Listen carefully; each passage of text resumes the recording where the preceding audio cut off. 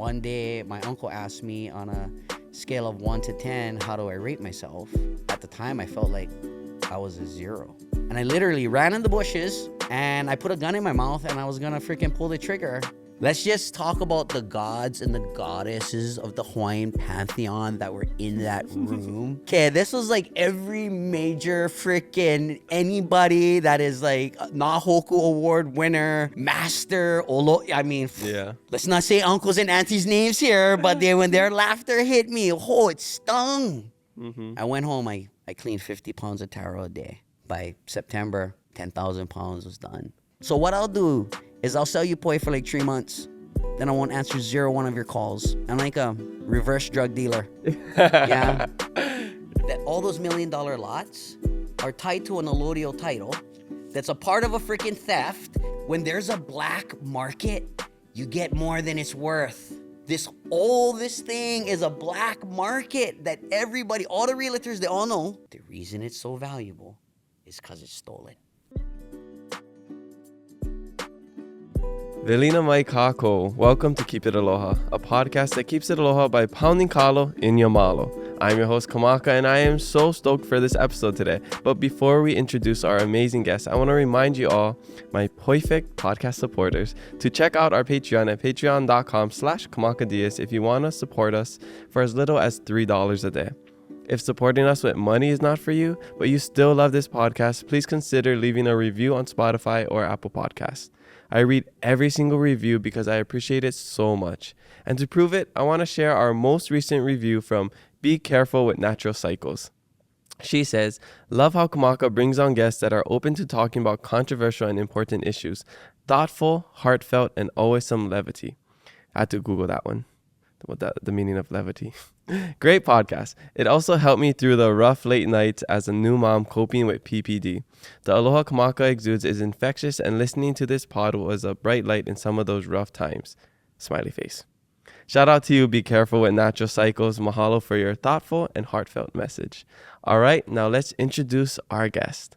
This podcast is brought to you by Ideate Studios, a for-rent commercial soundstage at the Entrepreneur Sandbox here in the heart of Kaka'ako. Whether making a movie, commercial, music, photography, or a podcast, check out Ideate Studios for your next digital media production. And if you're a nonprofit, be sure to ask about Ideate community discounts. For more info on Ideate or to book the studio, visit ideatestudios.org. Our guest today is a passionate food sovereignty leader from the island of Oʻahu. He is an advocate for sustainable agriculture and the driving force behind the movement to bring kalo, also known as taro, back to our classrooms, kitchens, and local economies. This father of 7 has become a prominent figure in the local farming community and co-founded Mana'ai, a company that produces, distributes, and promotes fresh artisan poi and paʻi made from the kalo plant. He also spearheaded the statewide movement to successfully pass legislation legalizing the public sale of hand-pounded poi, which is produced in the traditional Hawaiian manner using a wooden board and stone. He is a Hawaiian language advocate, kalo farmer, poi pounder, and activist. He is the poi-fessor himself. His name is Daniel Anthony. Aloha, Daniel. Welcome to the podcast here at Ideate Studios. How you doing? Yeah, you got me. Good morning. Aloha mai. Aloha. I could have added more, but I think I covered the main points. Poi faster. Did you not hear that one before? You got me on that one. Nice. Awesome. Well, it's so good. I guess to see you again. I think we briefly met a couple years ago on the Vita Mia. We didn't really get a chance to talk, but I remember you was with you and your friend, and I knew who you were. My brother talks highly about you. Some of my friends, they talk about you and how much of an expert you are at kalo, at poi, even going down to the scientific levels, which not a lot of people know about, you know. They put the huli in the ground, they grow it, and, you know, that's all. But today I'm just so excited to talk with you, and I know our listeners are excited to learn a lot about kalo, poi, the Hawaiian sovereignty movement, and just about you. You know, everybody sees you. They see this guy, Daniel Anthony, doing so much for the Lahui, but, you know, who is he really? So that's what we're going to learn today. I'm excited. Yeah, so we got to start at the beginning. Where are you from? Where you grad? And what was it like growing up? Well, I'm born and raised in Wai'anae. I am proud GED of, McKinley Night School. Okay. For many reasons, I got out in 11th grade from Wai'anae High School and thought it was important to get my GED. So, what was it like growing up? You know, I think of Wai'anae in the late 70s, early 80s. They didn't have, first light in Nanakuli was like the first light. Yeah. People drove slow. Neighbors knew each other. Nobody locked their doors. Yeah, my house got robbed when I was 12. But for the first 12 years of my life, never even thought about locking anything up. Wai'anae, I think for me, is like a place that almost seems perfect. It's got the killerest beaches, the nicest aunties and uncles, but it's like a glitch in the matrix. Yeah. Growing up, I grew up angry. Whatever it was in my community made me feel like less than. You know, when you grow up, you get all farm fresh food and you like eat McDonald's, but you don't have money, you feel less than. Yeah, when you go to school and you get the same kind clothes from last year or the hand-me-downs that you got from cousin, and you feel less than. And I didn't appreciate how privileged I really was. Yeah, my dad's dad was the first resident physician and director of the Wai'anae Coast Comprehensive Health Center for like 45 years. Wow. And I literally grew up in a baby cage with all the nurses changing my diapers and running around the comprehensive when it looked like a shack on top of that hill. When I was 2, my dad married a woman by the name of Gwen Poi. And my mother that raised me, her dad was the last Kuleana taro farmer in the valley. And I got to be raised in 2 completely different worlds. Yeah, and in one world, I got to see the decline of our ahupua'a system right before my eyes. Yeah, where it just seemed like there was always less. At the same time, in the hospital, there always seemed to be more. More sick people. More sick people. More funding. More, there was just, you look at Wai'anae Coast Comprehensive Health Center today,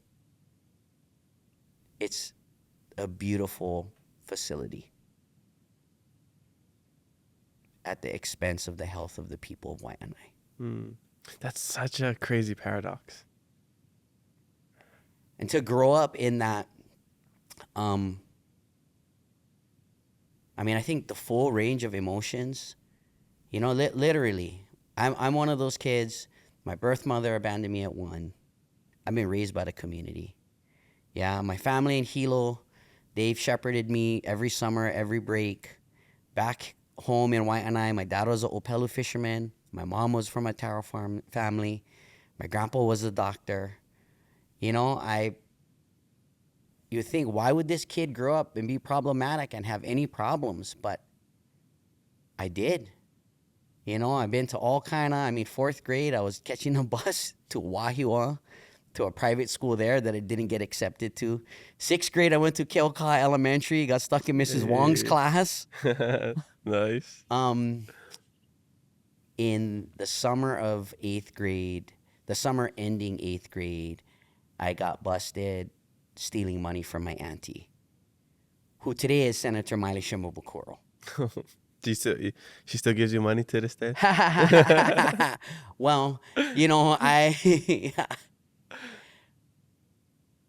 my personal challenges growing up had to do with how I felt about myself and my relationship to those in my family. It was very unclear. Yeah, my family is the type of family, like, they help everybody else out. And then Thanksgiving, we no more turkey. Yeah. Because Grandpa gave all the turkeys to the homeless families down the street. Yeah? And instead of growing up feeling, like, grateful on being able to contribute to that, I grew up feeling like, you know, wow, we have all of this to give away, and then we still running the same bottle clothes and rubber slippers, like, you know. And I get it. You know, this material lifestyle is really attractive. And it's almost like you have to live it and get it to realize it's empty. The shoes don't make you faster. Yeah, the designer brands that you have are somebody else's name. Yeah. And that, but that takes time. You know, it's so hard when you're getting inundated with all the different types of marketing. Yeah, so I grew up in a household, my stepmother's household. Her grandmother, Tutu Lady, is a Manaleo, born and raised in Lu'ulu'ale. Grew up walking a mile every morning to gather water.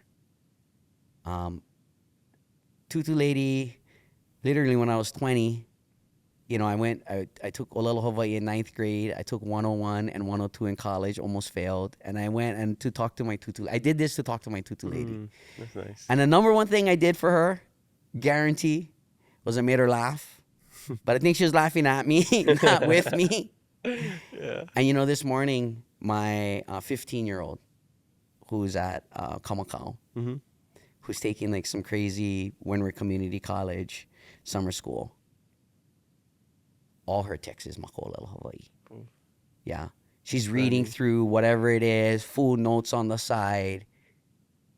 As I was thinking about this podcast, I looked to my daughter, tear ran down from my eyes, thinking, oh, her Tutu Lady would be laughing out of delight. Yeah, that we've gone in just a short amount of time from, haha, you guys not gonna make it, I don't know how you guys gonna do it, to, you know, investing in our children to the point that they are proficient in this incredible tool. Yeah, that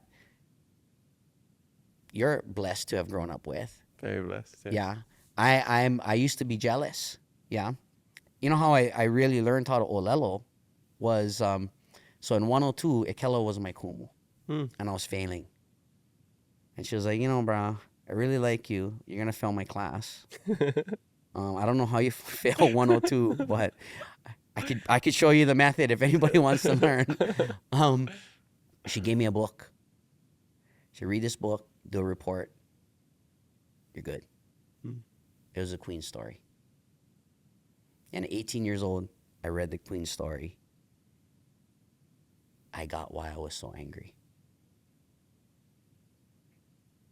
Yeah, it just made sense that the environment with the most amount of Native Hawaiians on the planet, with the least amount of their ancestral resources, would be a community filled with tension. Yeah, and I went to this convention a week ago of 300 indigenous leaders. And the keynote speaker from Greenland spoke about, are we too strong to heal? Yeah, and I've always felt like, you know, I'm not one of those guys, like, I can't drink a case of beer every night and go to work the next day. Like, I can't eat rubbish food and perform at my highest level. Yeah, and I always consider myself weak. Like, Daniel, how come you live this way? I live this way because I'm weak. And it's the only way for me to actually feel inside of me, my spirit, my physical sense, strong, mental strength. Yeah, and as a kid, I was always impressed and admired all my friends that were so freaking strong that they, you know, they could abuse themselves and live in a state that was contradictory to their belief and their values and keep showing up for work every day. Yeah, 17 years ago, I quit my job, making $200,000 a year, flying around the world looking for sacred mountains to cut them up for flooring and countertops for wealthy people. Yeah, that was what my profession with no degree, what I was good at was participating in this conflict economy. Yeah. Mm-hmm. Seems like there's a lot of conflict in your life through all of this too, which is just adds to all the layers. You know, on my Fijian side, I'm from the Lau Islands. Mm-hmm. And the people of Lau, as I've learned from my grandfather, were kind of like, I don't want to say like the assassins of the Pacific, but the Tongans and other Fijians would go to them when you're in a bad situation and basically hire them to come and do things that either you weren't capable or you needed something terrible to happen. Yeah. Mm-hmm. And so they were a people always in a state of readiness. Yeah. If you read the Fijian history, they would literally attack a village, eat everybody as food to attack the next village. Mm. Yeah, and you look at their weapons. Hawaiian weapons look beautiful. Fijian weapons look brutal. Yeah. Yeah, and you know, it's amazing when you think of your genetics and where you come from and how that impacts who you are. Yeah, I definitely have internal things that I've inherited. Yeah, that make me look at the world in a way that maybe a lot of us choose not to. Mm-hmm. Yeah. I personally, I see a lot of conflict as I go out and I travel in the world, which is why I became a farmer and I decided to raise my kids, is because I feel like that conflict literally goes down to what is available for us to eat. Do you think you're more in nature than nurture? Maybe I would have to say I would not be me if it wasn't for the nurturing of so many kupuna. Yeah. So many aunties and uncles have gone out of their way to like help me. Mm-hmm. Yeah. Like I literally, before I was 18, I probably shouldn't have made it many a times. My lifestyle. Yeah, I was actually, so I ran away from home at just about to turn 17. And I went and hid out in Kilkaha. And I just didn't participate in positive things. And one day my uncle asked me on a scale of 1 to 10, how do I rate myself? And at the time I felt like I was a 0. Mm-hmm. And I literally ran in the bushes and I put a gun in my mouth and I was going to freaking pull the trigger. And the only reason I did it is because my dad's mom, I'm Japanese from my grandma, and my dad's her oldest son, and I'm her oldest grandson.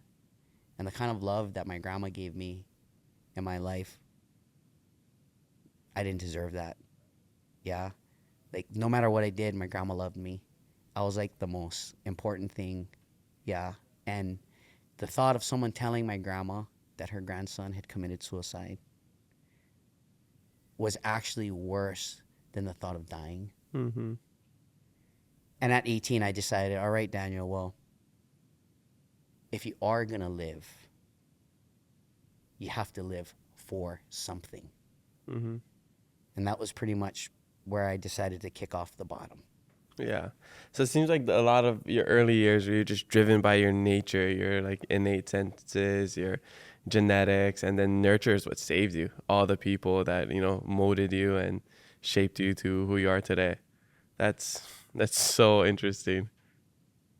I mean, truly, you know, I grew up in a household of activists. Even my grandfather, the medical doctor, he started Malama Makua, from geothermal rallies to Hale Mohala. I mean, it was just a normal part of my existence, yeah. And when I got older and I got into the construction industry as a stone supplier, I actually lived in both worlds. I don't know if you've ever heard of the development. I'm sure you have Hokulia on the Big Island. Mm-hmm. I protested Hokulia on Sunday, and then on Monday I drove down there and I secured the stone for the first 4 houses. Oh. That it's almost like the I guess the most recent thing I can think of is like the Mauna Kea movement, where you had Hawaiian police officers arresting their friends, their families. It's like you got to do your job, but then you have this other side where you're like ku'e. That's rough. 17 years ago, my daughter, 6 months old, I was carrying her after work. And I'll never forget it. We were renting a place on Aloha Heights. And I was carrying her right outside, and she just looked right into my soul. And she said, without speaking a word, "Dad, I will never do what you say. I will only do what you do." Mm. And I had like a That's a great quote. full, like, you know, my ex-wife, I told her, I said, I think I got to quit my job. And she was like, "Well, what are you going to do?" And I had already been working with Native Hawaiian artists.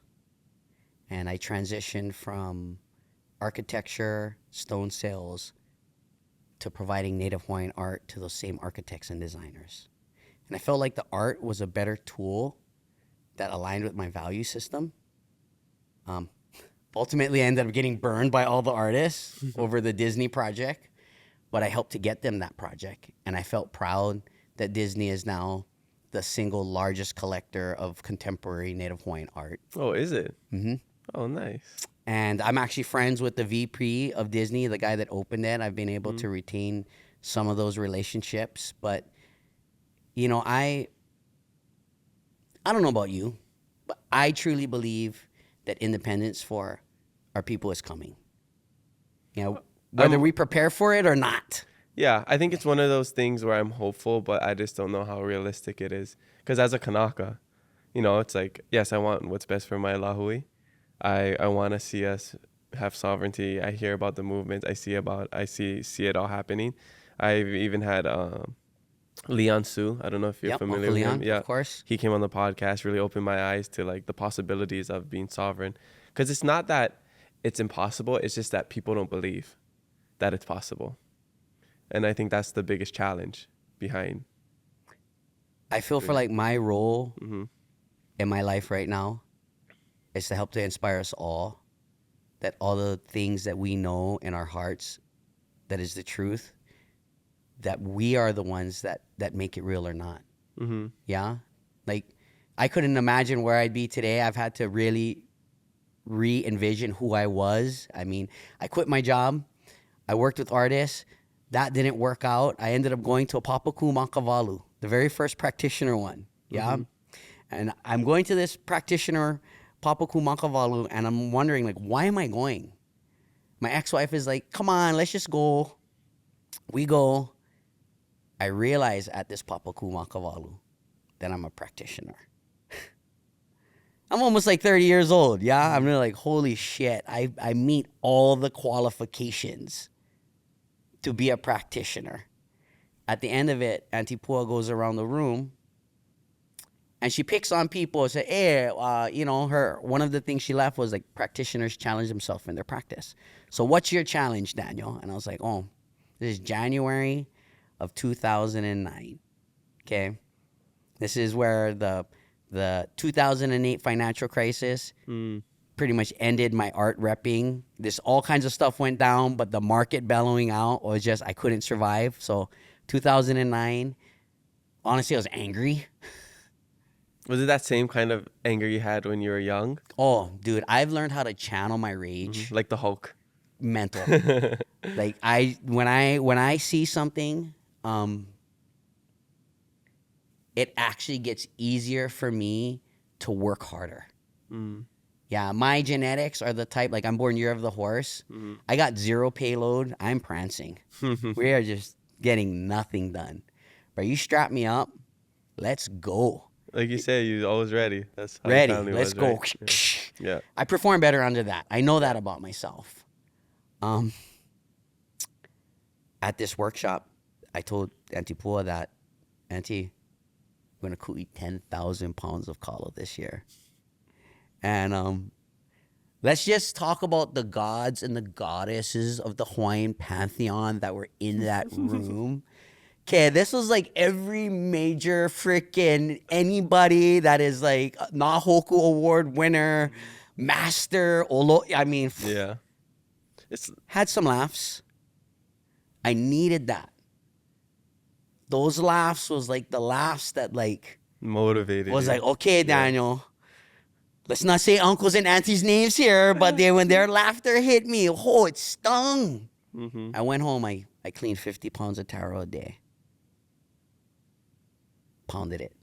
By September, 10,000 pounds was done. You did it all by yourself? Mm-hmm. You never like asked for help? This is the irony. When I first started, I was really angry. And what happened was I didn't need to pound 10,000 pounds of taro. I needed to clean 10,000 pounds of taro. Yeah, because you think of it. I shook an uncle's hand one time, and he shook my hand and he goes, oh, that doesn't feel like the hands of somebody that pounded 10,000 pounds of taro. And I said, well, uncle, how are my hands supposed to feel? You know, I'm working in water, Wai'anae. I'm pili with kalo. Yeah, the first part of the process in the preparation, the cooking, and then the cleaning. And what do you clean? You clean off all the imperfections. Ihemu. All of the things that are not necessary, sort of like your baggage. Yeah, and you clean it down to the essence, right? What we found in that year, in 2009, was we like unearthed how to make it the same way every time. Yeah, if every time you make poi, the thing lasts a little bit different. It's like if every time you bake a cake, the thing come out a little bit different. Are you a baker? Is that a rhetorical question? I'm just adding, you know what I'm saying? If every time you bake bread, the thing come out not the same, it's like, well, can you bake bread? Yeah. As a poi maker, growing up, and I've been making poi since I was 12. My dad was taught by Anakala Eddie Ka'anana, and then he went into this thing where he was making choke boards and stones. I grew up in a household full of boards and stones. I didn't have to ask. There's taro in the freezer. I had access to these things. It was sort of my way of like not having people bother me. Yeah. And then in that, I figured out how to make really smooth poi with almost any kind of kalo. So you figured out the formula. So whatever you had, you could just do it. You could just insert the, X times Z equals 2009, poi. we understood it from the perspective of a food preservation recipe. Yeah.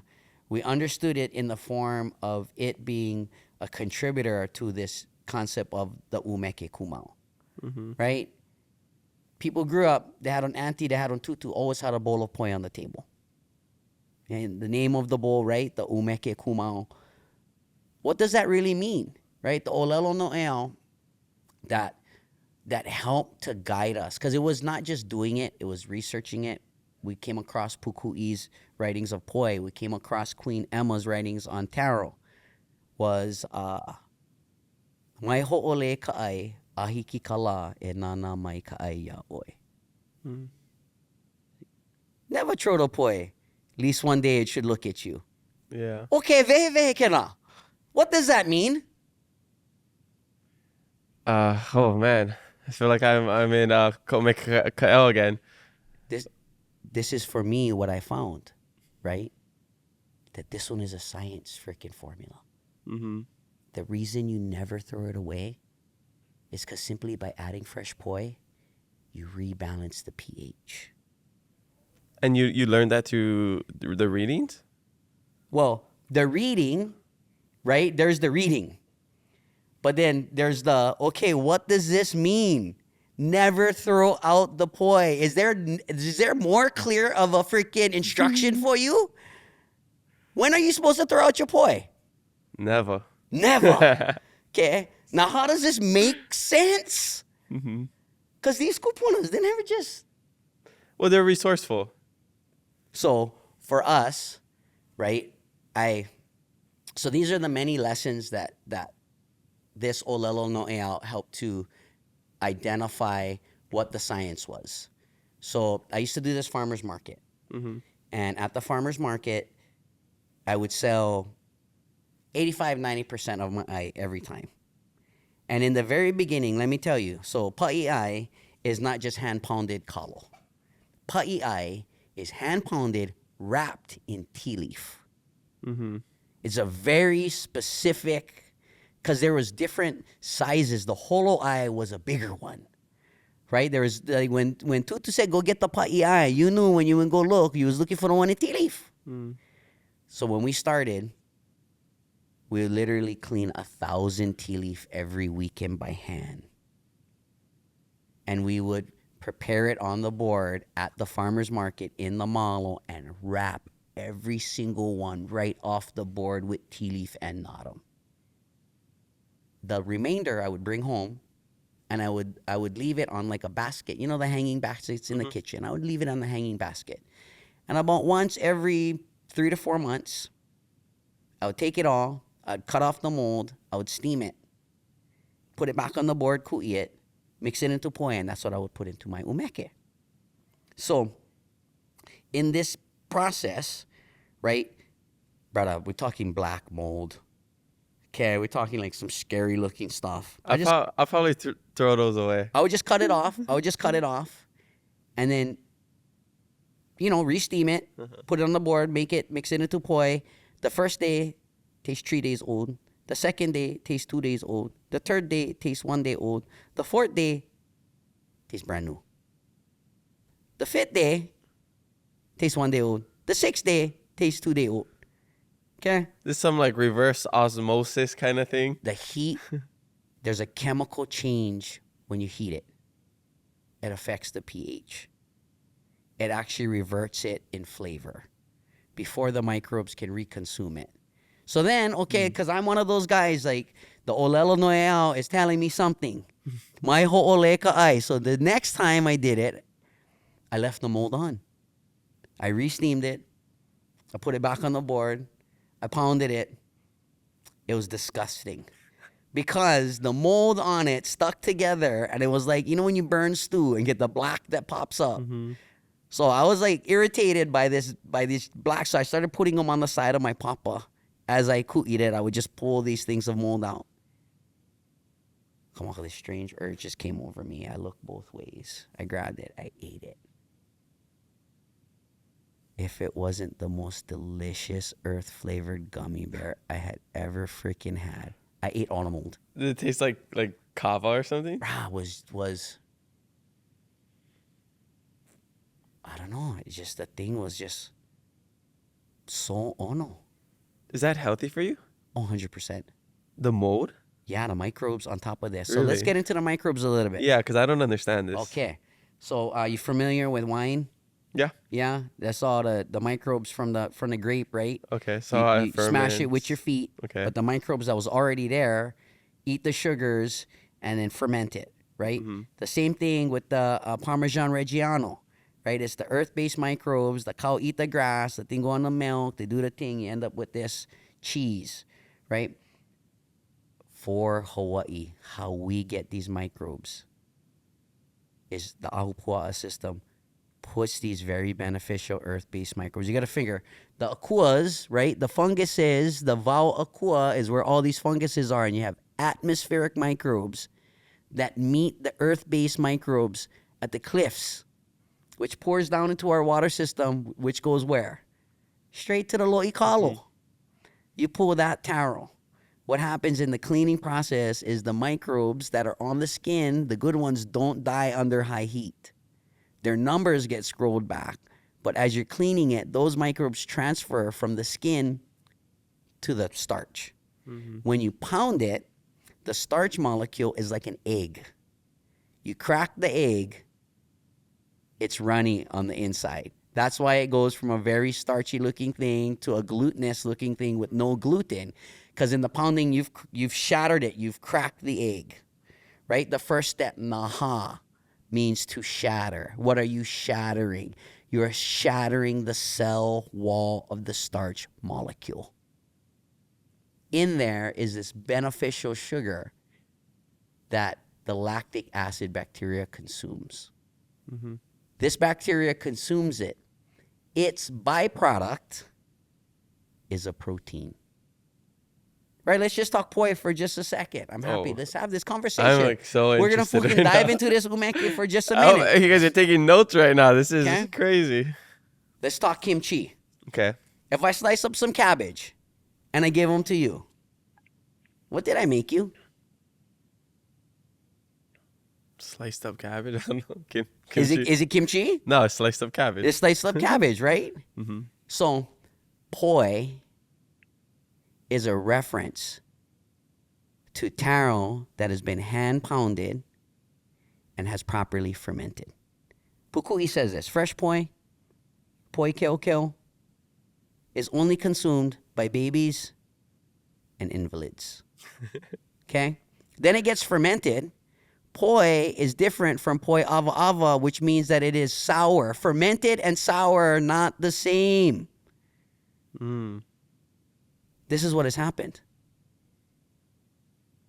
Since contact, the recipe of poi has changed. Yeah?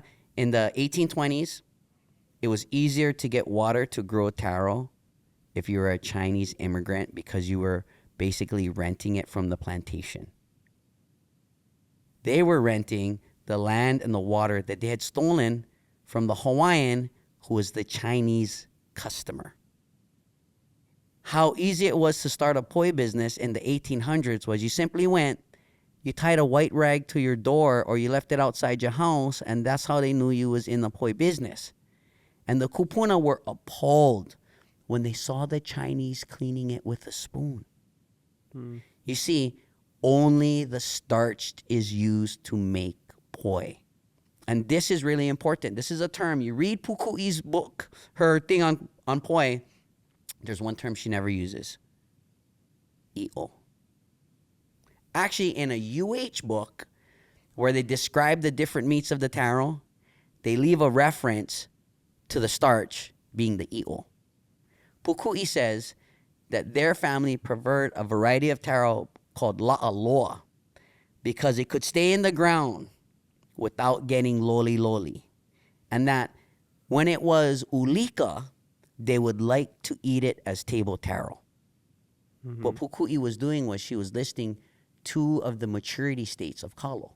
Yeah, and you're talking about the consistency of it. I'm talking about the quality of the starch, right? You harvest the taro. If it is harvested at the right time, it's like picking the mango from the tree when the thing is ready to drop but hasn't. Yeah. So right? It's like harder or softer. So, all right, there's 2 types of taro. There's hard taros and soft taros. Hard taros you pound hot. Soft taros you pound cold. But both of them are a reference to the starch. So it goes from in the beginning, when the starch is immature, it's flaky. And I never understood this until one time I got a little bit immature lehua taro, and it was like little white pepper flakes in the poi. I couldn't get it out no matter how I could eat it. That taro was young.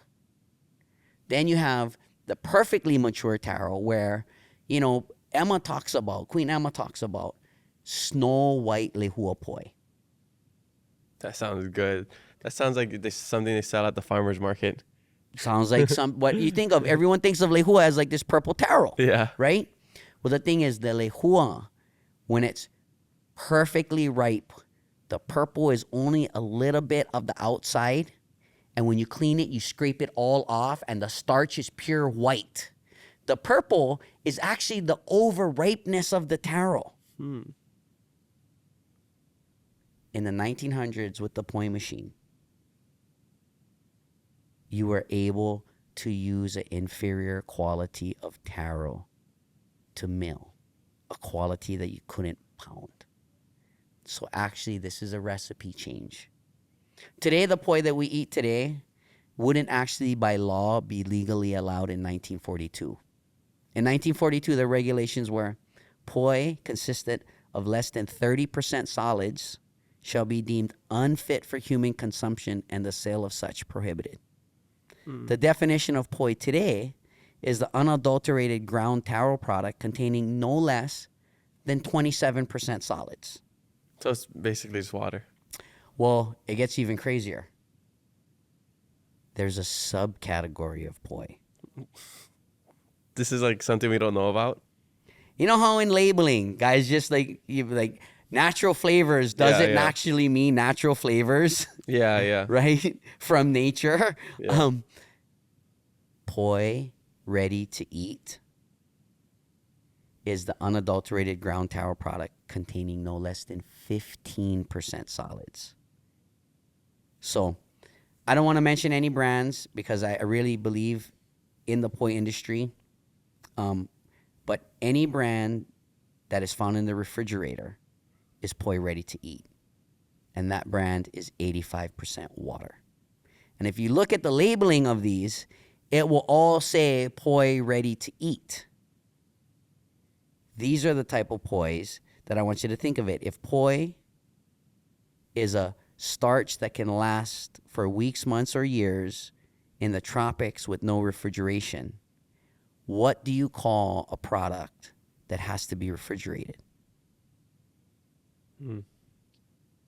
Yeah. Because I don't believe, the milled taro is mikini ai. Yeah. It's a completely different name. Yeah. Mikini poi. Yeah. Instead of poi, instead of poi. Right. Yeah. Mikini ai. There's the kupunas, they didn't blanket anything. Yeah. I was like, well, it's this type of blanket. Yeah. Mikini is a machine for people who don't know. So today I feel, and I feel we're going to come to this at some point in the future with the growth of the ku'i'ai awareness. Mm-hmm. Yeah, in 2011, when we legalized it, had about 25 of us pound taro. There's about 25,000 of us that pound taro today. Right? And it's not going to go backwards. It can only go forward. I believe that the future legislation to be made is that, one, if it's made in a machine, you should not have a pohaku ku'i'ai on your label. It's like false advertising. It's false advertising. Bad branding. Two, if it's not hand pounded, you can't call it poi. You can call it a poi-like product. You can call it machined poi. Mm-hmm. But the term for poi is reserved for a very specific recipe. Right? My chef friend, Leanne Wong, she says, Daniel, if you change grandma's recipe by one step or one ingredient, guess what? It is not. It's not grandma's recipe. Yeah, it's like baking where you have to have the exact ingredients. Right? And in this thing of our ancestral food, it was so exact because it was the source of your life. Mm-hmm. Yeah, there's the story of Hilea Ike Kalo Eka Eka, which is a story out of Ka'u. The chief, I believe, was Koha'i Kalani. And when he was traveling in Punalu'u, it was the duty of the upland farmers to provide his ai. So his chief steward, his ai pu'upu'u, upon inspecting the poi, found a speck of taro skin in the poi from the people of Hilea, of which, depending on the version of the story, they were either severely beaten or put to death. And it was common in that part of the island, if you wanted to say someone was dirty, you'd be like, oh, mai hilea mai oi. Nice. That's a good one. What is the science of this story? Yeah. The science is that the microbes live on the skin. If you add the skin to the recipe, it doesn't last as long. Right? How many brands of poi can you buy today and just leave on your counter and the thing not gonna sour fast? I can't think of any. And the reason is that today, right, it's pressure steamed and strained. And straining is a fancy word for I never cleaned the taro too good. I'll put the screen at the end, go and catch all the debris. But you're not catching the microbes that the debris was on, which means now your poi has a much higher concentration of microbes. You've also used the sweeter parts of the taro in the poi, which is what the microbes feast on, which is why your poi no last. And when it doesn't last, you get different health benefits. Yeah, you want it to stay in that fermented stage as long as possible, because in that stage, it's more like a keto diet, right? When we eat fresh poi, Look, if you're a diabetic, you cannot eat store-bought poi without getting sick. It will spike your sugar because it uses the parts of the taro that are overripe, that are not intended in the medicinal recipe of poi. Yeah, it's not like you can just take taro and everyone gets the same health impacts. Mm-hmm. It's how you process the taro that will get you more or less of the health impacts. Which today we have diabetics that pound their own taro. Yeah, one of the uncles that very early on started pounding with us, he came to us almost 600 pounds. Oh, wow. This uncle started with 5 pounds a week, then went to 10 pounds a week, then went to 15 pounds a week. And at 20 pounds a week of poi, he found that's how much he needed to substitute all his other starches. At 20 pounds a week, uncle lost 5 pounds a month for 5 years straight. Wow. By just doing that, no exercise, nothing. Look, the ku'i'ai is the exercise. Oh, yeah. Yeah? That's true. Yeah, the practice of it, let me tell you, is the solution. It's not just the final product. It's the whole part of it. Yeah. Yeah? Which is why, when you think of it, we have 25,000 ku'i'ai practitioners today that are today participating in the whole health aspects of it. Yeah. So you've probably read the Wai'anae diet, right? Or you know about it. So my grandfather shared office space with Dr. Shintani. I grew up in Dr. Shintani's office. Oh, okay. And you know the downfall to the Wai'anae diet? Not everybody does it. There wasn't enough access to the ingredients to live the diet. Yeah. Yeah. The health industry is really the farming industry. And the medications are really our ancestral foods from the Aina that are packed full of every single nutrient that we need to thrive. Yeah? Your tongue might not feel so good in the very beginning because we're detaching from all of these chemicals that they put in our food to addict us to chemicals. Mm-hmm.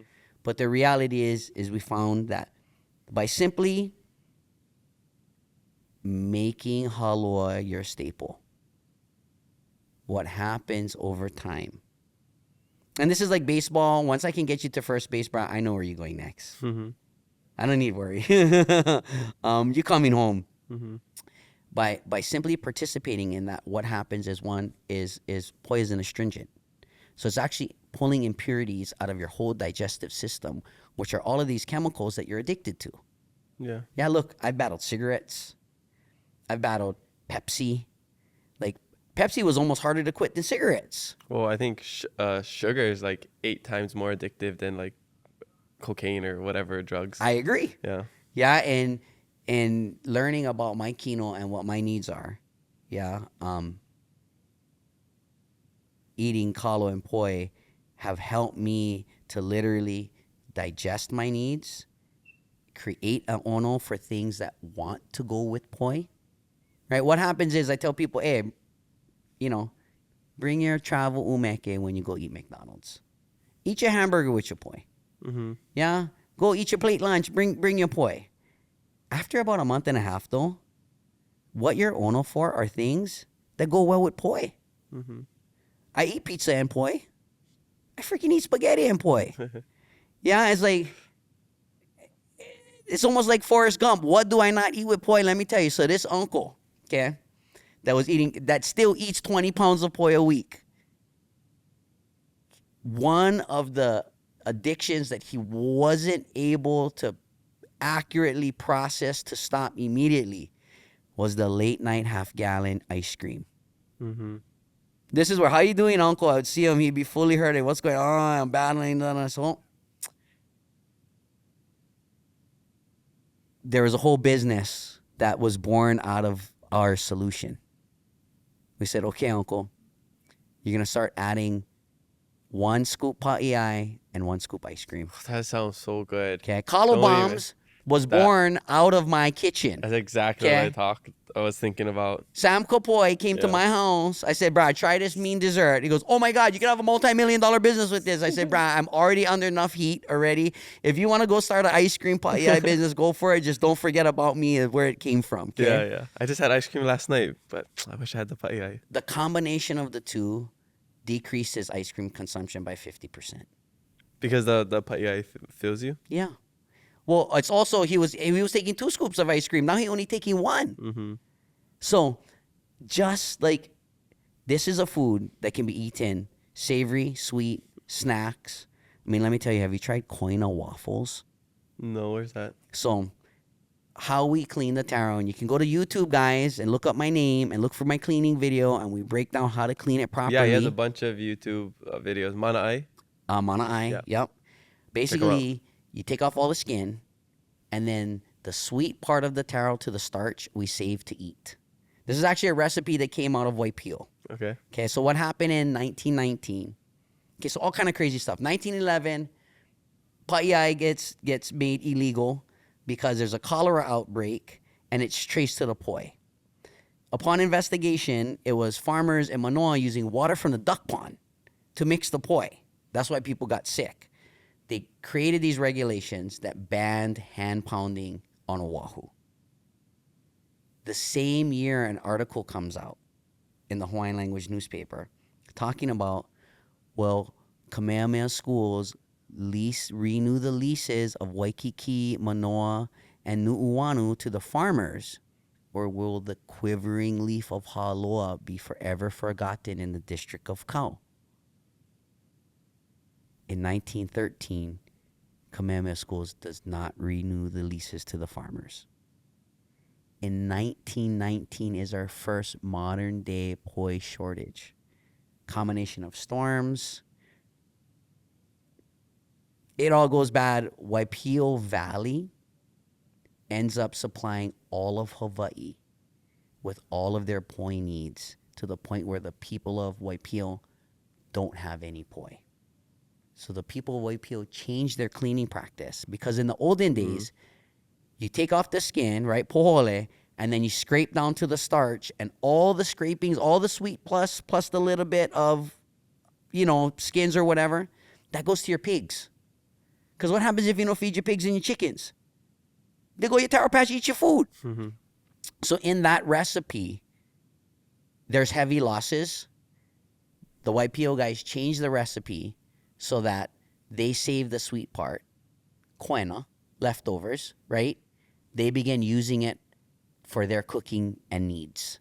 So we do a koina poi mochi, which we learned from my Waipio family. Mm-hmm. We also just straight use the koina, put it in the waffle maker. It makes you the craziest, mind-blowing 100% kalo waffle, no eggs, no butter, nothing. Where do we get this at? This is the beautiful thing. We're encouraging people to learn how to cook so you can make it yourself. Yeah. Okay.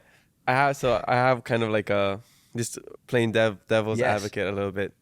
So we do this kind of mikini poi, this mill style poi, because it's a lot more quicker and efficient, right? To provide poi for everybody, you would hand pound it to a 1 point something million people.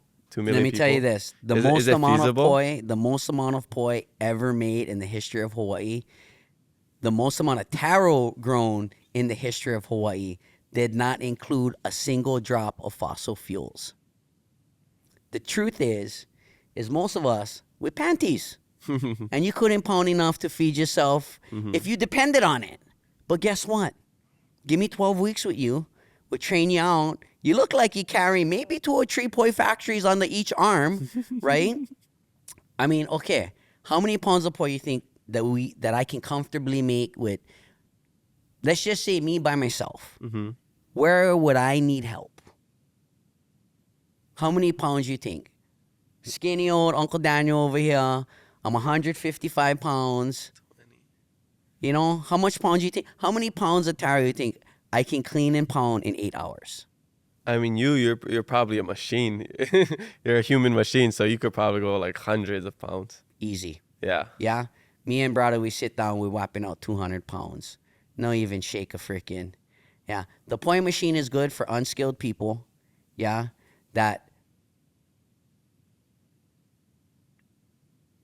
You know what? Like I said, I take that back.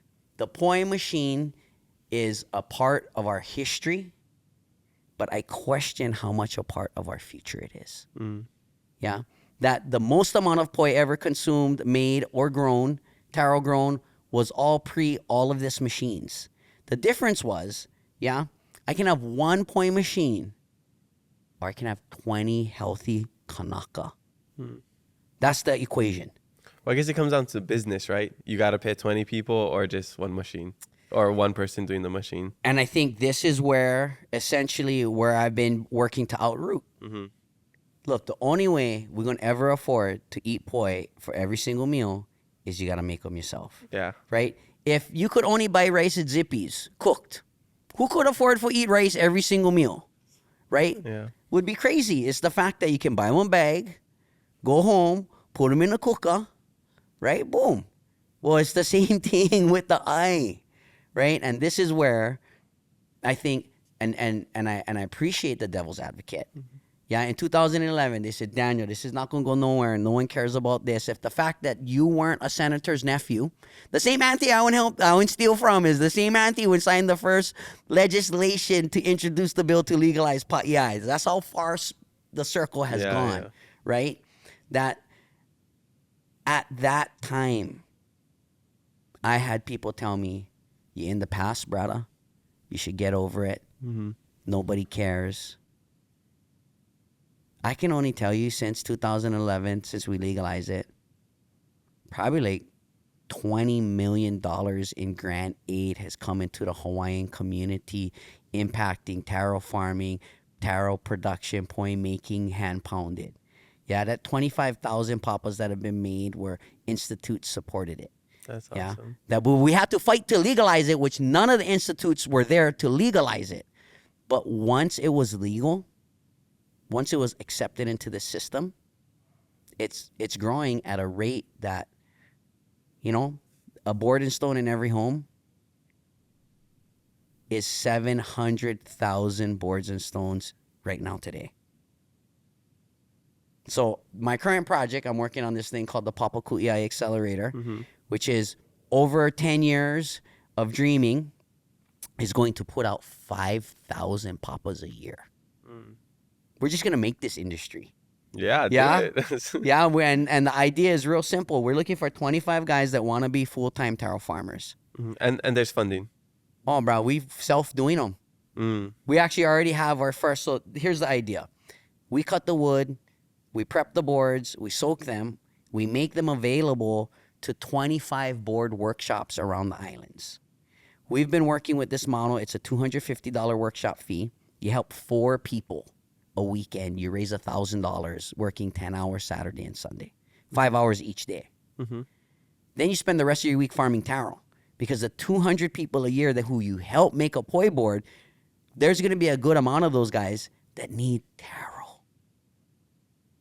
Our model is designed in such a way that we could have 7 organizations doing this full time, and it would take us 20 years to provide a board and stone for every home in Hawaii at this exact moment. That's 7 organizations putting out 5,000 boards a year. That doesn't seem too crazy when It's you not. break it down like that. People tell me, oh my God, Daniel, another crazy idea. I go, how many damn rice cooker factories we get over here? How much rice cookers you get? Which means number 1 rice cooker factory, somehow every household get one rice cooker. Why would it be so far-fetched to think that every household should have a board and a stone? Every classroom should have a board and a stone. That this should be a regular part of our normalizing our Kanaka existence. Yeah. And you don't have to be Hawaiian to participate in it. It is just logic. Look, 1 million pounds of rice is imported every single day. And 7 million cans of Spam are sold in Hawaii every single year. How sustainable is that? Well, if the ships stop, then... Yeah? And what I'm saying is that whether you can fathom the ship stopping, how's about let's just prepare for it anyway? Always ready. Yeah? Let's be always ready. Yeah, and let's realize, like, for me,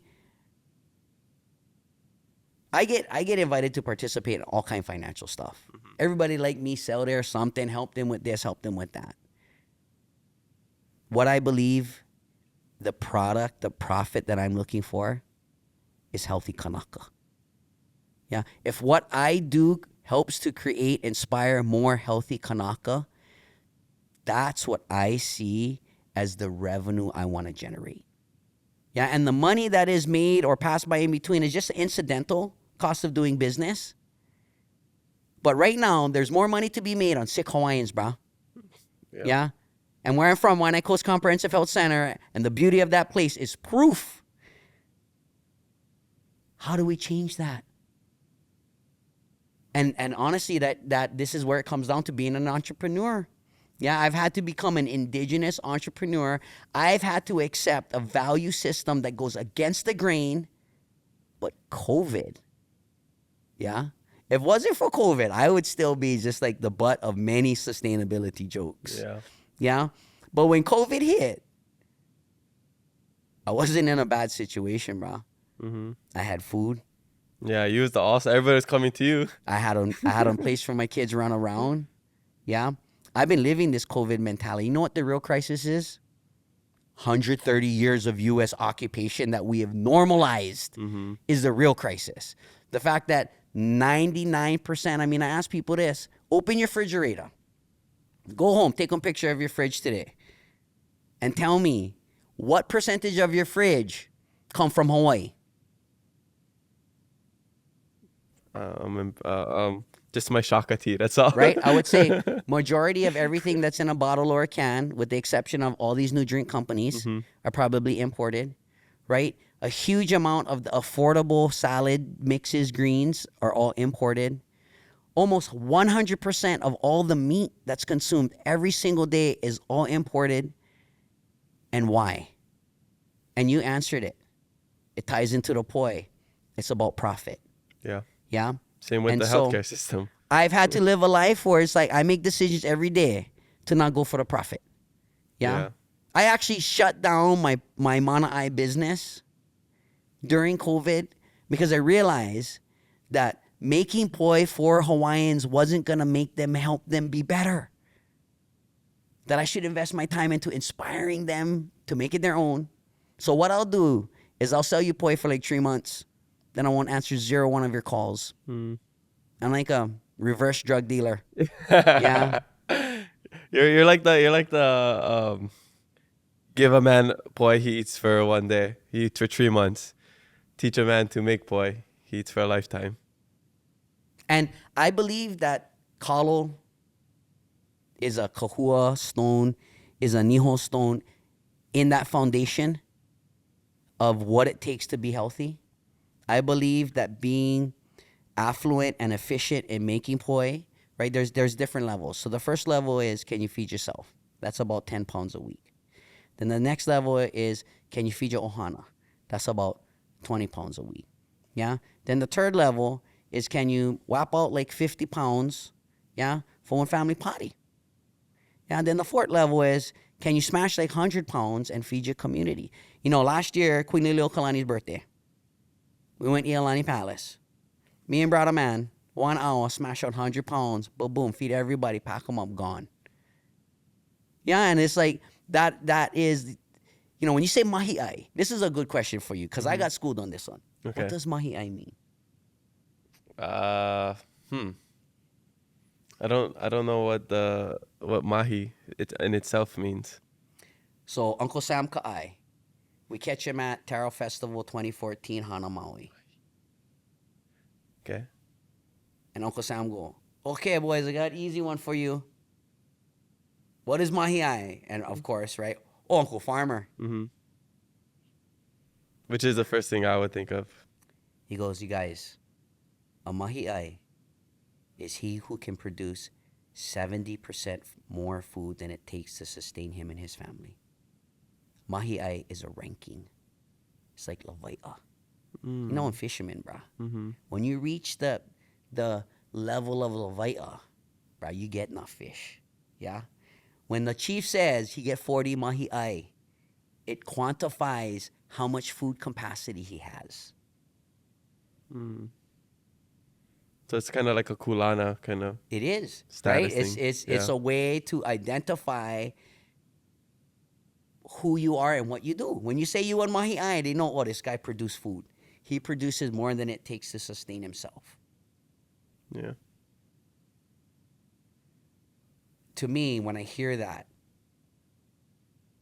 whenever you have 70% more than it takes to sustain you, you're an economic component. Yeah, our food economy. I mean, think of it. If that whole thing with Russia and China and these guys go down and they start using the yuan to orchestrate the world finances and the dollar crashes, here's my question. How much is my pig worth? How much my poi worth?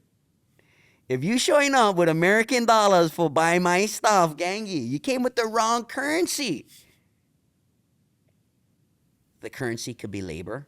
The currency could be another food. It could be another something. Yeah, so just bartering. But we are quickly moving towards a space where we might need to have an additional skill or an additional real male.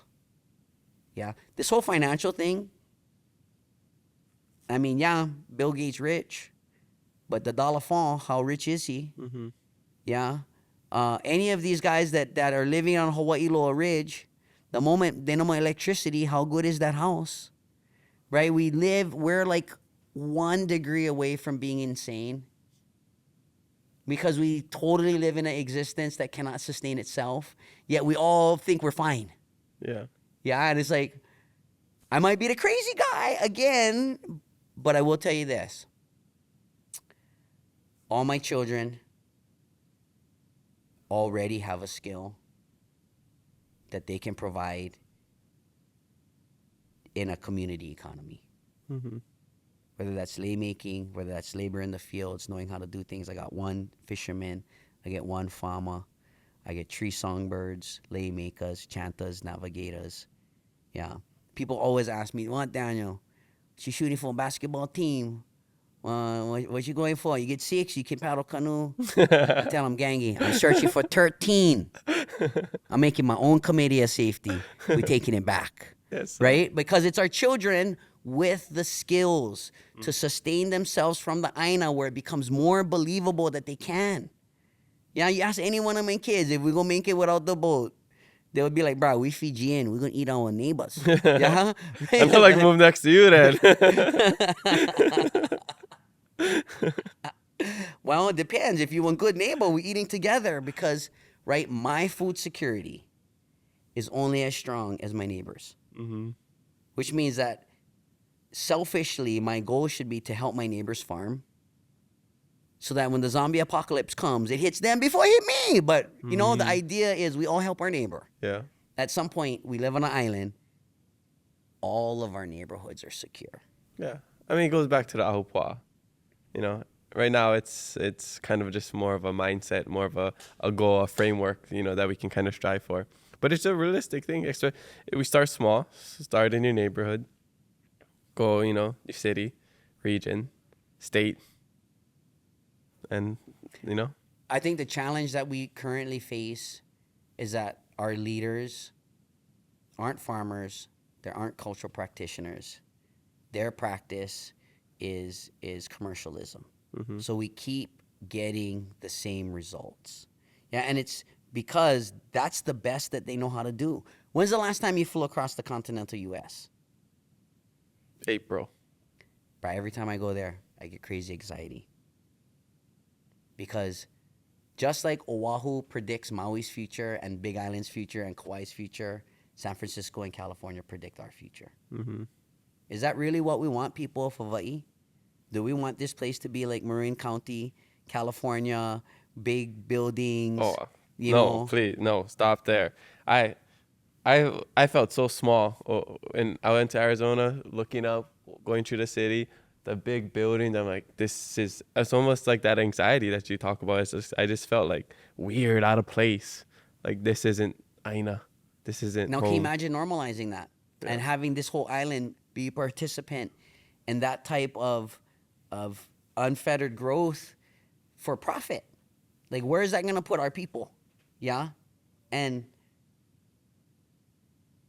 you know, I'm not anti anybody, but I'm definitely pro Kanaka and I'm pro Aina. Yeah. And I believe that indigenous people around the earth are going to be the ones that save us from this capitalism disease. Yeah. And I say it's a disease because in order to solve it, there's going to be some serious medication. And we got to change some things about us that we don't believe we have the capacity to change. But what is the medicine, boy? Paʻi. To me, the medicine is your ancestors. Yeah, they knew how to survive. Yeah, I believe here in Hawaii, reestablishing our food economy will give strength to those on the Aina. I believe 20,000 mahiai is what it's going to take to feed us. I believe 20,000 people producing 70% of more than what they need is about 1 million. We're good. How do we get there? We have to raise them. We have to develop them. We need to create farm schools. We need to invest. Yeah. When I think about all the communities that came to Hawaii, that because they stuck together, they became effective in generating security for themselves. Yeah. But every nationality that has come here, that has created security for themselves, have done it at the expense of Hawaiians. Do you think so? The reason we don't do these things, like farm and grow our own kalo, pound our own poi, do you think it's the inaccessibility to land, or more so the advancement of society? Whereas, like, we have all these distractions. We have, you know, instead of being like, oh, I'm hungry, let me go see what I can get from the garden, we're like, where's my phone? Let me order Uber Eats. Let me drive to McDonald's. Let me go to Taco Bell. Do you think it's more of that side, or this, like, we just don't have access to land? For example, I'll use me for an example. I live in an apartment. It's small and I don't have access to, you know, grass or, you know, any land. Eat? Yes. Do you have a compost? No. Do you have food waste? No. No food waste. No. So you're pretty good. Many people have some level of food waste, right? The food waste is the future and the past of lepo. So no matter where you live, you can help make lepo, right? Do you recycle? Do you have recyclables? Do you make papers? Like, all these things are different forms, right? Different kino lao of lepo. So even in a building, you can create lepo. Now, if you showed up at Ho'okua Aina, say, Uncle, it took me a year, but here's 5 gallons of my best lepo. Do you think it would be appreciated? Yeah, of course. Now, I want you to imagine everybody that lives in an apartment in Honolulu bringing 5 gallons of lepo a year to their farmer. Where would we be? I mean that sounds amazing, but, like, where do I put the lepo, you know? You give it to your farmer. No, right? I mean, where do you store it if it's, like, in an apartment? Say you don't have a lanai or a balcony. A 5-gallon bucket. You can literally operate it with no smell. Takes care of your food waste. Takes care of your paper recycling. You just build a system. That's what it is. It's systems. It's committing to participate in Aina, right? You living in an apartment, show me the different forms of Aina in your apartment. They're there. Yeah? How do you help them get back to the form of Aina? Could be organizing inside of your building, getting more people to contribute, having a compost bin outside, having a greater recycling that goes to the farmer. I mean, I use cardboard. I use all kinds of things. It's having a worm bin. I mean, yes, if we normally just go on the life that has been pre-dictated to us, we never going back. We have to break out of that, and we have to figure out what is our connection, our literal connection. Yeah, because, you know, a positive charge without being grounded doesn't have any value. Yeah, it's got to be grounded for the thing. You gotta have your system be complete, which means you're giving as much as you're taking. We live in a system of taking. innately we know. You know in your na'au not sustainable. I don't need to tell you. Yeah? But what happens is we wake up every morning. We live in a way that is almost a lie to our na'au's values. 100%, yeah. We do it so often that we normalize it that we stop listening to our na'au.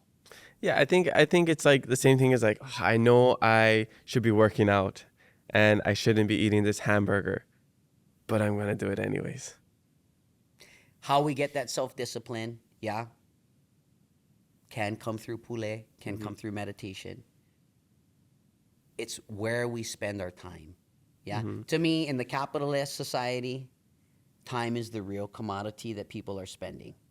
So when you spend that on the aina, when you spend that thinking about the aina, when you spend that, you know, helping to create, uplift, lahui, it takes time. You know, I'll tell you this much. In all my years of community organizing, if I summarized all the doubts, all the depression, all the heartache that I felt from people that I loved, that I thought I could depend on, but we could fill this room with tears. Yeah, to the ceiling. Would we come You know, up for air? I have had to learn how to digest that eha, yeah, and recognize that a part of healing it is being accountable. Yeah, unless you're accountable to yourself, how do you hold anyone else accountable? And the truth is that we are the community is what holds the government accountable. So when we don't hold ourselves accountable, we don't have the capacity to hold anything else accountable. Yeah. So for myself, I have to remember what I have control over and try to refocus on that, really understand that I am most effective when you listen to your na'au, bro. And I'm just a guy sometimes that just reminds you that it's there, that it's hungry, that it wants to be fed from your aina, that your kupuna's iwi, bro, they never left. That this whole idea of stolen land is only because we never go back. Yeah, the land's still there. How do we use it?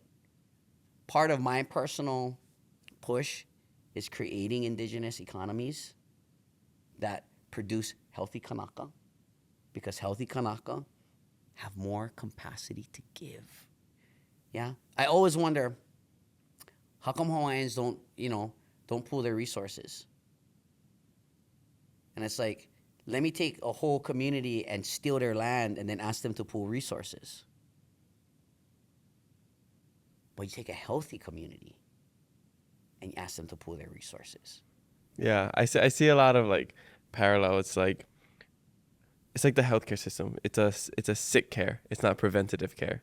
What you're doing is preventative care. You want to stop us from getting sick, so we don't need all these things. We're waiting to the last minute until like, oh man, I have diabetes. Now let me go get some help. And that's our downfall as a society. I will say that some of my biggest motivating factors is seeing a whole generation of kupuna pass well before their time. You know, I think to myself sometimes, I sit in these meetings or whatever, someone's bombing on me, whatever's, I'm doing something I'm not supposed to do, yada, yada. I hear it all the time. I just think to myself, brother, I look at their life, brother, my strategy is to outlive you. Yeah, to be that old kupuna. Yeah, I think of, I share with you one of my heroes that I saw through diet pass away well before his time. It's Papa Mao. Yeah. Like, Papa, had you made another 20 years, brah, you would have been able see the future that you helped to create and maybe guide it a little better. Yeah, and I think about all of us that contributed to buying that soda, having that shot of Crown Royal with him, that in essence we sort of contributed to that. Yeah, and that if we continue in that practice, we won't have that multi-generational knowledge because, you know, this multi-generational stuff, it's kind of like if you took a whole bunch of things and you shook it up and you let it settle. Yeah? And when it's settled, you can see everything that's there. But if while it's shaken up, if I was to ask you what's in here, you'd be like, I don't know, dirt, right? When you're 80 years old and you look back at your life, it's like things have settled. Mm-hmm. All of those experiences, you have so much more understanding, and you can give so much more to the 40-year-old going through trials and tribulation. And all the years was just being shaken just to Right? go through it. I want to get to the point in my life where I get a real chance to raise my grandchildren. Mm-hmm. Because I feel like as a father, you can always do things better. But I took my kids to a place, they're already all at a place that is ahead of me. So now to foster their children, with them fostering their children, that's how we're going to move forward. Mm-hmm. Yeah, and I personally want to, you know, I can't wait to live a whole life of doing good things, of making an impact and a difference, and then being able to understand how it made sense and being able to share that to the next generation that's going through a period where they don't know what's coming next. Yeah. Yeah? Like, our kupuna help us deal with uncertainty. And wouldn't it be great to become a generation of kupuna helping the next to deal with their uncertainty? Yeah. And we want to make them proud. We don't want to use this foundation that they've given us and just totally mess it up. You know, I had that clip where I talked about all the ancestors, you know, in the podcast. It's like 4,000 something ancestors in the last 400 years just for us to not Forget be diabetes. healthy. Yeah, exactly. You know? Yeah. I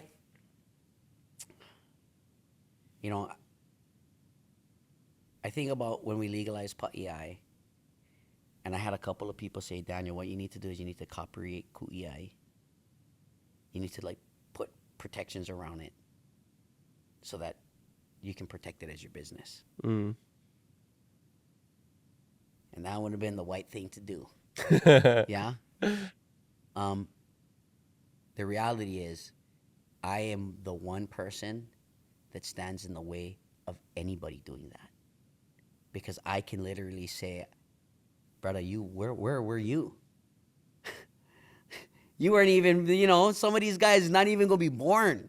Because we're moving in a world where everyone's trying to own something that they really have no right to own. That this is something that our lahui in its entirety owns. And that we are all contributors to ensuring that. Mm-hmm. But I feel like that is just a metaphor of many other things right now in our lahui that are happening where it seems like the right move to make the money. Mm-hmm. But is it really the one in our now that we know we need to do? Yeah. Well, you think of the, you know, traditional Hawaiians, and I guess you have a very Hawaiian mindset, like old school traditional mindset where we didn't own the land. We're stewards of the land. Yeah. You know, now it's just like, okay, you have that, that's 1 million, that's 500,000. They're putting a label on everything where it's like, no, this was here before us. Also understanding, though, that all those $1 million lots are tied to an allodial title that's a part of a freaking theft, right? Yep. And when you think of it, this is how crazy it is. When there's a black market, you get more than it's worth. Mm-hmm. This thing is a black market that everybody, all the realtors, they all know. The reason it's so valuable is because it's stolen. Yes, and we'll stop right there because we're going to get into that in Instagram questions. We have a question about that. So let's just take a quick shishi break and we'll get back with the fan questions. Okay. Support for this episode comes from Hawaiiverse.com. Hawaiiverse is an online marketplace with locally sourced products so you can go and support local businesses. Before I go to Amazon or any big box stores, I always check Hawaiiverse.com first if I need a gift for a friend, family member, or even myself. So make sure you check out Hawaiiverse.com, our island universe, and your one-stop shop for everything local. Make sure you use code KIA10 to save 10% off of your next order. Hello, everybody. We're back from a quick shishi break. We have a lot more to get into, so I hope you guys are cruising. Maybe get your own shaka tea, get some food, maybe some poi, hand pounded. Start cooking your taro. Yeah. But let's get into some Be the Aloha you wish to see in the world fan questions presented by Shaka Tea. Okay. First question comes from Kaye_43. With all the heva on our Onehanau, do you believe our kupuna ike can clean it up and restore our lands?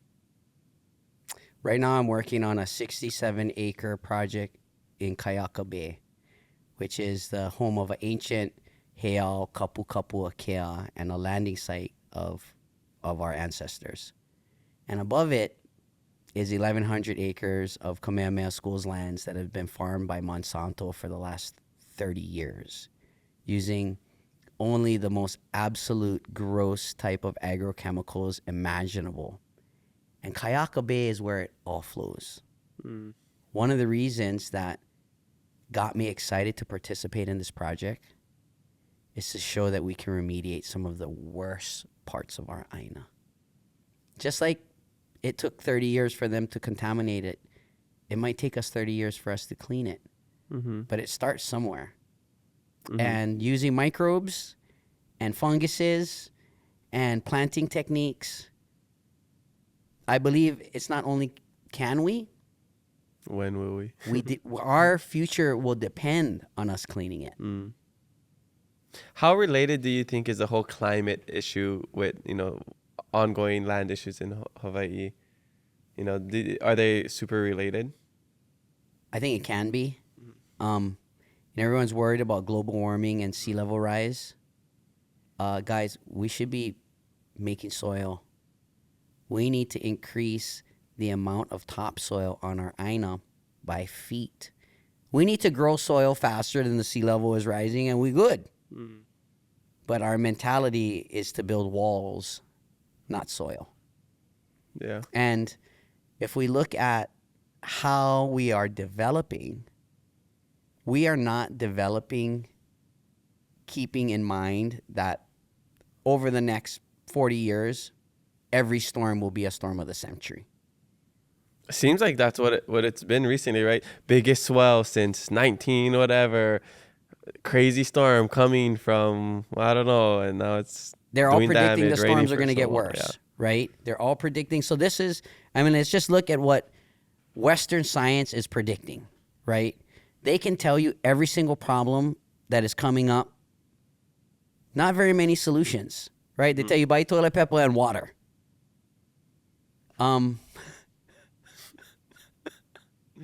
Besides buying toilet paper and water, what crisis have you and I really felt in our lifetime? Yeah, Hurricane Iniki was like the last major hurricane. That was like 92, I think. It's been some serious decades that we've been smashed by one of these things. And we don't even talk about what would happen if California got smashed. Because, right, it takes about 2 weeks from it getting loaded to it getting offloaded. 2 weeks. Do we really have 2 weeks worth of food? And let me share this with you, okay? Because I have tried to propose solutions for this. Guess what the solution is to that? How do we ensure we have 2 weeks of food and water for every single person that lives on Oʻahu? What's the one thing we can plant? I was going to say go to Costco. Kalo. Coconuts.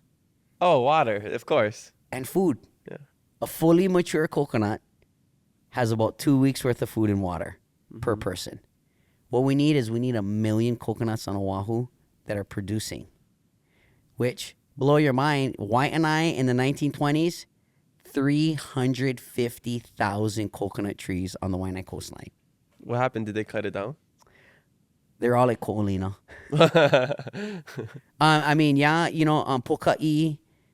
Poka'i was a chief, but also the name of a famous coconut grove for the island of Oʻahu that went almost 2 miles inland. Now all I know it as a surf spot.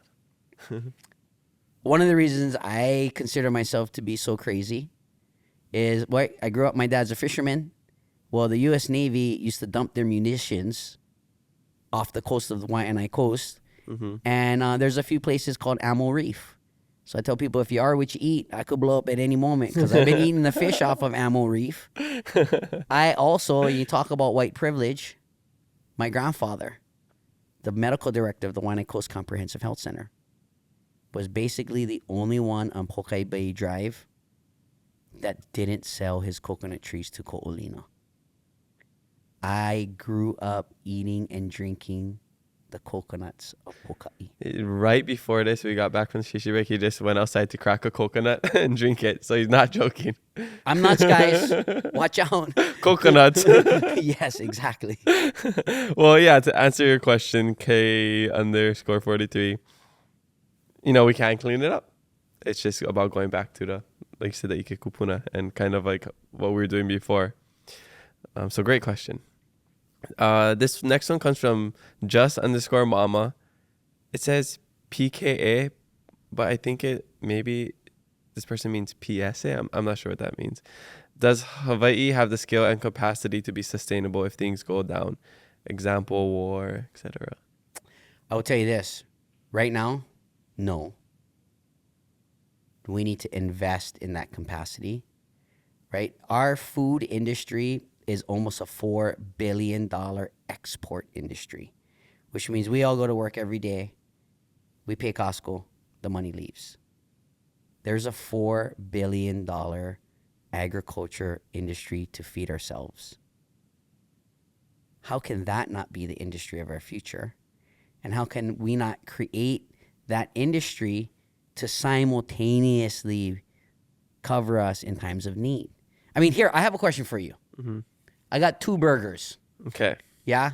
I got a grass-fed, Big Island, Vancouver beef, wild caught on Mauna Kea Pipi burger. Woo! And I got one burger from Burger King. Which one you like eat?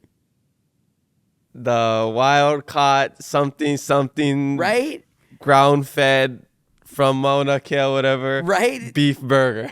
So here's the question. Like, we all know where the better food come from. Mm-hmm.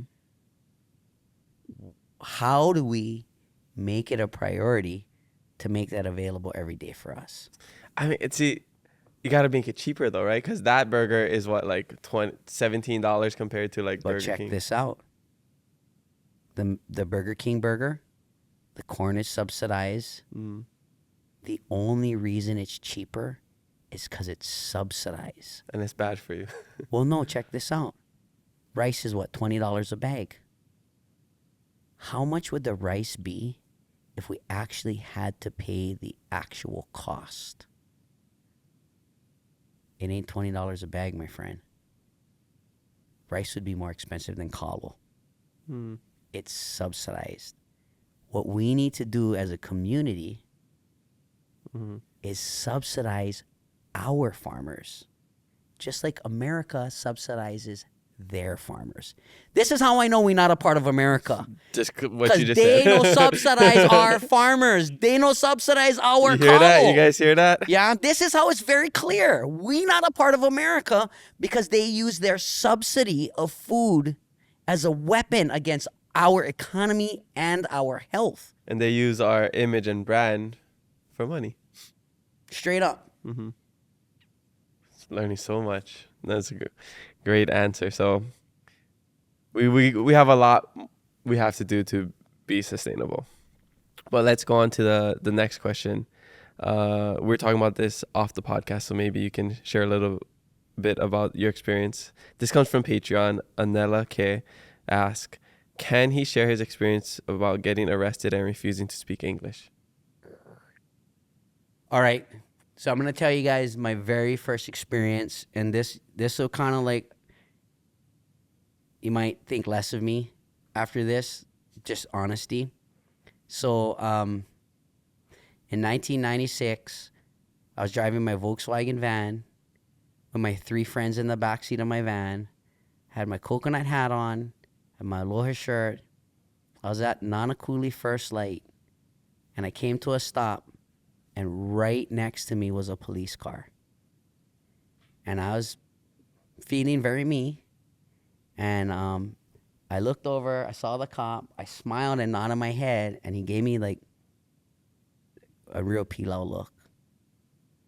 And probably that week at school, Ikela was talking about how, although Olelo Hawai'i is the official language, it can't be used anywhere. Mm-hmm. And so I'm like one of those guys, like I spent the first 18 years of my life doing everything my na'au said not to do.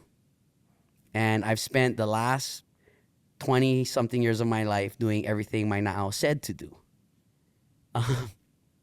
So anyway, we drive off. I'm driving my van. As you leave Nanakuli, there's like a little hill that goes up. There's a little surf spot, Black Rocks, right below, before you get into electric plant. And while my hand was on my outside of my car, for some reason, something said, Daniel, if you do this might change your life. So I did it. And I did this on the outside of my car to the cop. Okay, I flicked this cop off because he gave me a dirty look, and I was smiling the whole time. He was looking at me. I was smiling. So sure enough, right by Ko'olina, he pulls behind me, pulls me over. Now I know I wasn't speeding. He comes to the car, big smile, aloha maka'i, pehea oi. The cop loses it. I have all my driver's license, registration, everything. He tells me, how the F did I get my driver's license if I can't speak English? Of which I respond to him, hiki a'u olelo haole, aka maupopo ia'u, hiki e olelo Hawai'i. Ends up, the cop pulls me out of my car, slams me against my Volkswagen. My friends are all tripping out. The cop tells me, well, he has all day. So we have a 20-minute standoff where I refuse to speak English. I'm on the side of the road. Finally, the cop goes, if you speak English, I'll let you go. So my friends go, brah, Just speak English. So I speak English, brah, this guy gives me a ticket. Oh.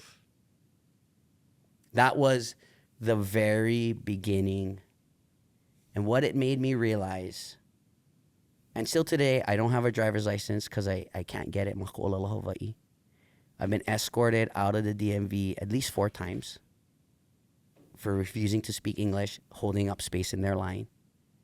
I believe today you can get the driving tests in Hawaiian, but you really can't get any services in Hawaiian. Yeah. And the ATM has the Olelo Hawai'i ATM now. has the Olelo Hawai'i, right? That's all. A quick segue, I'll tell you. One day I got a check from somebody after a ku'i event.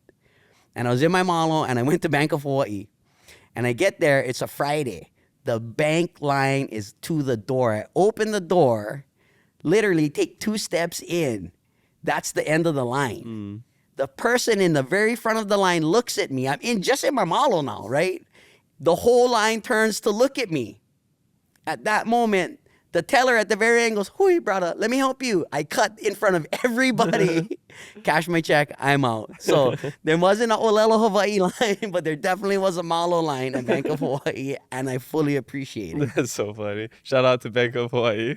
You guys, I believe that, and this is through all the years. Look, when I went, I've been fighting for Olelo Hawai'i rights in the court system since 1996. And this is what it's clear as it has come to me, I will share it. The state of Hawaii has been operating under the guise of Olelo Hawai'i proficiency since the Constitution changed in 1978. And the reason that there were no Olelo Hawai'i interpreters is because you only provide an interpreter for a foreign language. Because for the last 27 years, I have held a very strong stance regarding Olelo Hawai'i in the court system. I actually qualify for a constitutional disability. Yeah. And although I can speak English, I actually failed English 100 twice. I can prove I'm undummy. And that my brain operates actually in 2 languages. And that in order for a judge to be able, to execute justice in Hawaii, how can they do so when they do not speak the judicial language? The official language of Hawaii. It's not just the official, the judicial language. Oh, so what's the difference?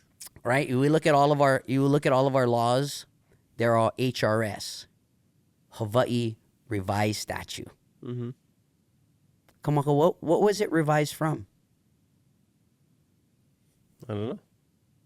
Hawaiian Kingdom statute, which was all in Olelo, Hawaii.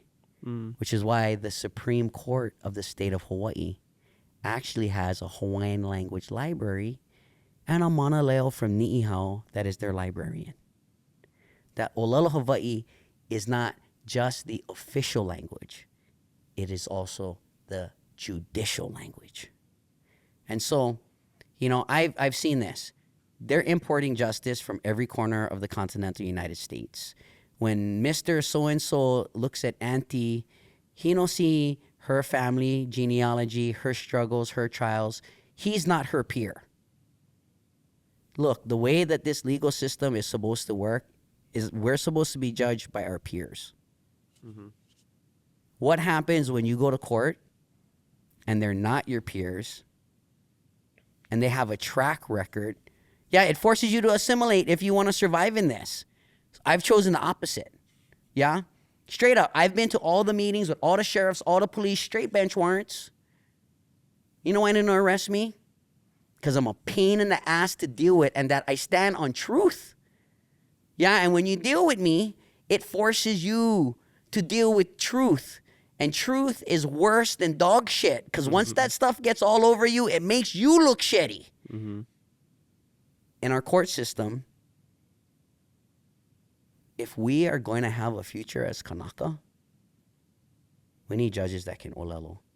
We need court systems that can olelo. What we're going to see is we're going to see the justice and the solutions be entirely different. For sure. Yeah. I mean, my mindset is always, you know, like connections. We have these connections which are great, but the connections, the feelings, the pilina, the relationships we have between Kanaka, between locals and, you know, Hawaiian people, it's different because you treat each other differently. You know, if I'm walking down the street, it's like, you ever saw those videos? I think it was like Obama shaking hands or like a black person shaking hands with people. And it's like, he goes to another black guy, they're like dapping each other up. And then they go to the white guy, they just shake the hand like that. It's almost like that. I think of that video where it's like this different kind of relationship that we have where it's just like you dap each other up instead of just.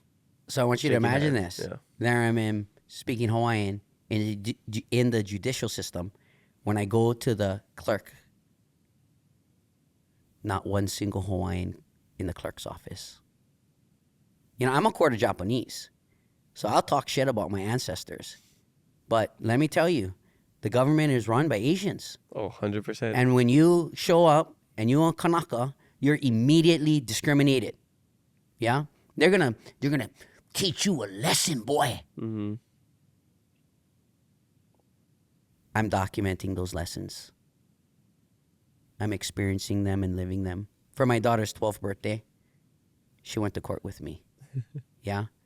That I'm teaching my children about this injustice system from birth. So they're not surprised because you go to school and they make you believe about all of this justice and the constitutions and all of this hanapono o Amerika, and then you experience it and it's shockingly different. And many of us are too afraid to engage it for fear of retaliation, which I can tell you straight up, if it wasn't for the community, yeah, I wouldn't be able to do what I do. Yeah, I left that whole financial system. I have had so many people tell me in the past, Daniel, you leave nothing to your kids. You're such a dummy. You get so much. You could be out there, you know, killing it, hand over fist. You know, what are you going to leave to your kids? We almost lost our farm in 2021. In 14 months, we raised $750,000 for the 50% deposit on our farm. Oh, wow. That was 100% crowdsourced by the community. Oh. My biggest fundraiser prior to that was $25,000. At this point in my life, I am very clear that I get to spend I got to pay $6,000 a month in mortgage to the bank. I get to pay $6,000 a month in good deeds to the community for the next 30 years, easily. Yeah, which I'm 45, 75. If I do freaking $6,000 worth a month of good deeds to the community, I will have paid back their investment in me. Yeah, and that's today where like, when they would ask me what is my motivation to continue to hold the course on something like Olelo Hawai'i in the justice system, that's how I pay back that investment. I do the things that maybe they couldn't, that maybe they were afraid to. Maybe there was too many consequences. Yeah. But for me, I literally, brah, I got one grandparent left. I'm doing it for those that are gone. Yeah. And I hope at some time in the future, people understand how incredible the impact if we all started to. Yeah. I think you're doing two things. I think you're honoring the kupunas and inspiring the keiki. I think it's both, you know. And I think that's super commendable. When you said a little while ago, like, oh, people might think less of me because of these stories. I think it's commendable. I think it's awesome. I mean, as a Hawaiian in Hawaii, seeing the people on Mauna Kea getting arrested and standing in front, you know, blocking the entrance to the Mauna Kea access road, I think that's awesome. You know, same thing with what you're doing, fighting for our lahui, fighting for our language. You know, that's courageous. Like, who has the balls to do that, you know? To put yourself in, you know, dangerous path. It's been scary. I tell you, the sheriffs, they hate me. I have one sheriff You're putting your reputation on the line. This guy, like, they go after me. Why? I'll be honest, because they feel, you know, like one time I used to have this Hawaiian Kingdom operator certificate. So I went and I got my Hawaiian Kingdom driver's license. I get pulled over at the airport. The sheriff goes, "What fucking kingdom is this?" Right? It's like, then I get arrested. Nobody can speak Hawaiian. The sheriffs are losing it. Bro, the sheriffs are threatening me. If I don't speak English, all the physical things that they're going to do to me. Finally, there's a Hawaiian that he sends his daughter to Kamakau. I actually see the guy almost every day, this sheriff, dropping off our kids at school. They end up calling him. He comes in. He treats me totally different. He's almost embarrassed for the way that his staff has been treating me. They think that my resistance is some game that I'm playing, not recognizing that this is how I choose to engage the system, because this is the other part. In the pantheon of all these police officers and all of these positions, I usually end up finding the one guy, the one girl that can olelo. And you know how differently I'm treated? You know how much hope that gives me? Seriously. Yeah. Yeah? I share this with you. Was it 2 years ago? It might have been last year. So La Ho'i Ho'i Ea, actually it was 2 years ago. La Ho'i Ho'i Ea. I've been helping to organize La Ho'i since 2011. Like, do all the paperwork. Yeah, the Hawaiian Sovereignty Day. Yeah, the Restoration Day, which last year became an official holiday. Yeah, we had 10,000 people at Thomas Square. It was mind-blowing. I went. It was awesome. Yeah, it was awesome, right? 2 years ago, every year since 2011, all my permits, I write all of it Makolelo Hawaii. You can't imagine how much stuff, like, I have scrapped these guys. They totally, like, treat me terrible because they think I'm trying to smart ass. I'm looking for the Hawaiian in the group. That's what I'm doing. The Mayor's Office of Cultural and Arts, after 12 years of organizing this event, for the first time responded Makolelo Hawaii in the letter, bro. Oh, that's beautiful. I'm gonna cry. Yeah. Okay, what do you do next, Daniel? We actually have Hawaiians that are in powerful places. They do not have the opportunity to be themselves because we choose to assimilate whenever we engage. And have we chosen to hold, you know, our purpose, brother, your parents never send you to learn Olelo Hawai'i for you to live one holy life. Yeah? You battle this, I'm sure, just like every other child that can't find a career in Olelo Hawai'i other than being a teacher when they want to be a fucking rocket scientist. Yeah? Every position in our government, there needs to be someone that can Olelo. Yeah? And that will only come to pass when the regular people choose to engage the government in Olelo. And it's, you know, I just look at the economy that we're creating. Guess what? When they bring an interpreter for me in the court system, that's somebody making $50 an hour. Yeah, when I go and hit the city and I do all of these things, they have to bring in somebody. We are creating employment. What if in the job description, they gave preference to people that could speak both English and Hawaiian? Mm-hmm. Hawaiian Airlines does that. That's a step. I mean, it's happening. Yeah. It's not happening at the rate that it could be if we simply used it. Yeah, I think one aspect of that too is we don't have enough speakers. Bruh, how many damn kids would graduate from freaking these damn punana leo? You know what I'm saying? Hundreds of kids a year. But then you would need those kids to go in those specific fields, right? To be a lawyer, I mean, we have people who have become doctors. They're there. A lawyer. Yeah, so there are people, but we just need them at a higher volume.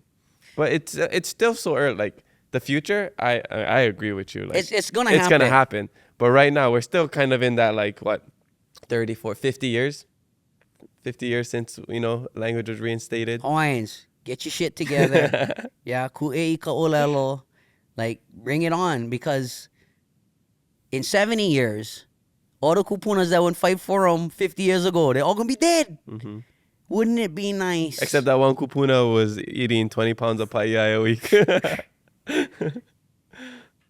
Exactly. Awesome. All right. Let's go to this next question, where we can, I'm sure you're going to just blow some minds here, okay? This comes from Patreon as well. Michaelani asks, ceded lands and allodial titles, royal patents, all those things. Can you please explain it? This is how simple it is. And this ties back to La Ho'i Ho'i Ea. So, Lord Paulette got into a property dispute, overthrew Kauikeaoli's government in the 1840s. Okay, in the period of time that it took to send these emissaries to England to get Sir Admiral Thomas to come out here, the question that Kauikeaoli asked his advisors was, okay, Europe being landlocked, how do you guys not deal with this issue? He said, well, we have treaties and land titles.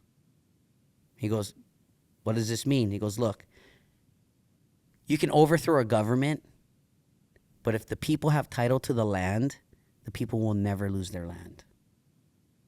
So under this advisement, Kauikeaoli created the Great Mahele to give title to the land in case the government was ever overthrown.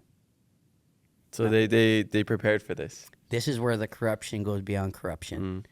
All right, let's just talk about some crazy shit. Let's do it. This is the crime This is what of we've been waiting for. So 1893 to 1959, Republic of Hawaii. Appointed governor, appointed judges by the President of the United States, of which they were instructed between this period. This is a lawless period of what a republic means. A republic is like fucking gray area. Mm-hmm. Yeah, it's like a quasi-illegitimate government that's doing whatever they want, a foreign one. Yeah, like the Republic of Congo. That's why, and think about how crazy it is at that place. So, just for some in this period, imagery. The judges are told to not recognize allodial titles. And what are allodial titles? Basically, people are familiar with the patent process. These are royal land patents, of which, say I'm alive in the 1840s, I apply for this royal land patent. I receive the royal land patent. I am the patent holder. If I chose to sell my patent to you, you become the patent holder. But if I die without selling my patent, future generations of my lineage can only sell, trade, lease their lifetime investment in this. So, you know, in Europe, you have the towers where they always kept the prisoner in the tower. Well, the reason that they did that was because as long as that person in the tower was alive, right? If you have the allodial title and I take over your lands, as long as you alive, I can control your lands. The moment you die, it goes to your heirs. So my goal is to keep you alive as long as I can and to smite out all your heirs. Because that's basically how these titles become available, is there's no heirs. You can only sell your lifetime interest. You can only trade your lifetime interest, which means if I inherited this from my grandfather and I sell it to you, the moment I die, it goes back to the family.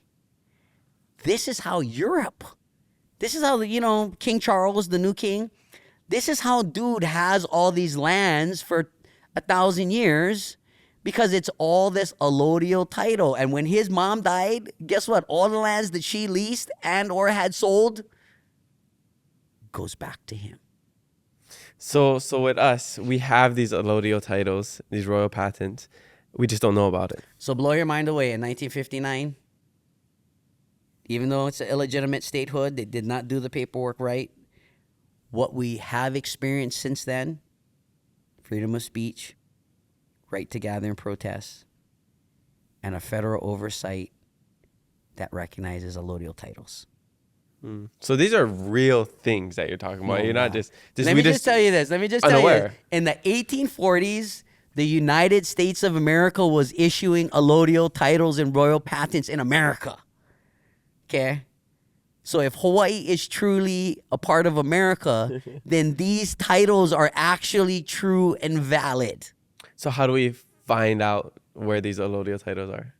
So I think the lowest hanging fruit is you go to kipukaDatabase.org, and the Office of Hawaiian Affairs has basically digitized the allodial title system where you can search it by family, place, title number. Okay, I'll tell you a tangent off. Kind of, it's there. So Ku'i Palama is a native Hawaiian from Kauai, Hanapepe.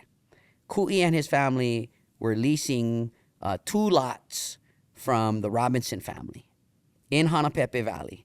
Now, on these lots, they get the hunting dogs and their horses. So Ku'i, he's hunting in the back of Hanapepe Valley, goat hunting. The Robinson cowboys come and basically tell him he's trespassing and da-da-da. He's telling them native gathering rights.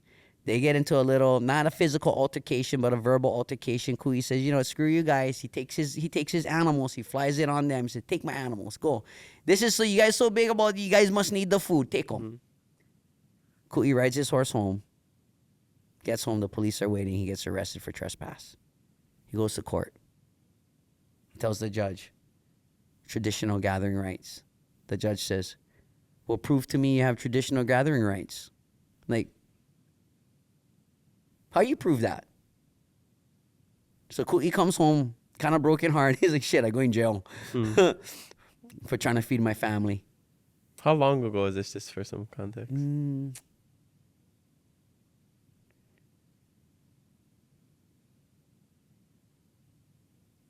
Maybe like 2010. Okay, so not too long ago. Not too long ago. Yeah. And Ku'i is like a little bit younger than me. Okay. He's like still in his 30s. This is like a young Hawaiian, Okay. So Ku'i's dad tells him, you know, he asks his dad, how do I prove it? The dad, you know, boy. Uncle Ku'i like tell him, you know, boy, I don't know, but this one kupuna told me, he said, Palama, your number is da-da-da-da-da. And the dad had the number. So he goes, I don't know how that can help you, but that's the best I can do.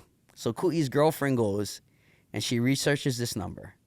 And bro, if it wouldn't believe, it's his royal patent number. This is some like movie scene where it's just like you had this sign that somebody gave you a long time ago. You're like, what does this mean? It's the royal patent number. And it's 5 generations of Palamas to Ku'i. So Ku'i shows up to court with his certified genealogy. It's Ku'i, his dad, his grandpa, his great-grandpa, and then it goes to the royal patent holder. the 2 lots that they're leasing in Hanapepe from Robinson's are actually the 2 lots that they have a royal patent towards. And they have a 3rd lot in the valley. Ku'i goes to court. He shows this. Bro, he wins. He's like, what the hell? So Ku'i goes. He fences off these, stops paying his rent to Robinson, fences it off, cuts the awai just like the old map from his royal patent title, opens up the taro patches, builds himself a house. And nobody did anything. So DLNR comes. And this is just some crazy history, bro. William Isla, he's like a close friend of our family. Uncle William, I call him. I love the guy. He's been through a lot. Uncle William shows up with a taro farmer from another valley, son that works for DLNR, and they go with the backhoes and the bulldozers and they cover his OI system. Oh. Now, this is how mental it is. If this is Ku'i's lot, okay, Ku'i's taking water from, this is the river right here. Ku'i's taking water here. Ku'i's water goes out here. Right here is the Syngenta water ditch where 100% of the water is falling in the ditch and going. Ku'i's Owai is the only water that's going back in the river that's going. They close off Ku'i, telling him he illegally diverting water. The same month, Kauai County goes and posts, they basically cite him for illegal structure. No more building permit. Ku'i writes a letter to both DLNR and Kauai County and says, hey, much respect to you guys. I'm not here to I'm not here to break any laws. If you can show me on my title where it says, if you can show me where it says that you have jurisdiction over my lands, I will follow your rules. Not one single callback ever. He would reopen his Hawaii. He's been living in his house ever since. Just started to open up a factory. What a cool story. It's happening. Keamoku Kapu. I mean, it's there, you guys. What I think. So, you know, I ran for Oʻahu a couple elections ago. Not one sign. Not one bumper sticker. I think I printed a couple shirts. I got 14,000 votes. I was actually a few thousand from going to the next state. Had I actually put some effort into it, I probably would have went much further. Where was I going to tie it into this? I can't imagine the how much you would huli the system if you were in office. How much they would hate it if you was in office. This was my plan. I wanted to create. Can you guys imagine this? 50 angry Hawaiian attorneys and a hotline. Hey, Kanaka, did you get cut off in traffic? Sue her. This guy messing with your water. Imagine we had 50 Hawaiian attorneys that were suing everybody that offended Hawaiians. They would be the one who could really enforce the Aloha spirit law. Right? I mean, and you think of it, the Hawaiian's not going to sue. Bruh, what if, as a Hawaiian, you had an entire law office dedicated to your satisfaction on your aina? Hawaiian hotline, helmet. Oh, hike oke kukuya oi. Oh, yeah, exactly, right? To me, I think it's like, these are some of the institutional changes where we need to change the perspective. We need to support our lahui with law, with actual, like, armies of angry attorneys. And what we need to start doing is suing. I believe a class action lawsuit against the judicial system for not recognizing allodial titles from 1893 to 1959 is a start. Yeah. I think it's a class action lawsuit against the United States, recognizing, there's a state law that basically says, this is how crazy it is. This is the kind of bullshit that the state does to wash over these things. If you can find your allodial title and it's on unadulterated state land, you can file a form and get your land back. Even if somebody's living there? No, it's got to be Oh, you said on the... Yeah. Okay. So there's nobody's on it. You can find it. You can take it back. How hard would it be to just research all the empty state lands as a state and start returning it? I have a question. If you have something, if you knew that your shirt was stolen and you knew who was stolen from, you'd return them. Me personally, I would. Right? If you read the Constitution of the state of Hawaii, these guys malama kanaka. They take care of the indigenous people. They give 20% of state revenues to the Hawaiians. Yet all of these empty promises. Until we can hold ourselves accountable, we will never be able to hold the government accountable. Yeah.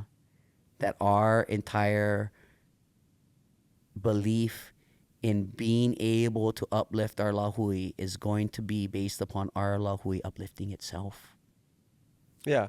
I think that's kind of my goal here with the podcast is I know we need Hawaiians in those positions of power, you know, working for this government, you know, at the state level.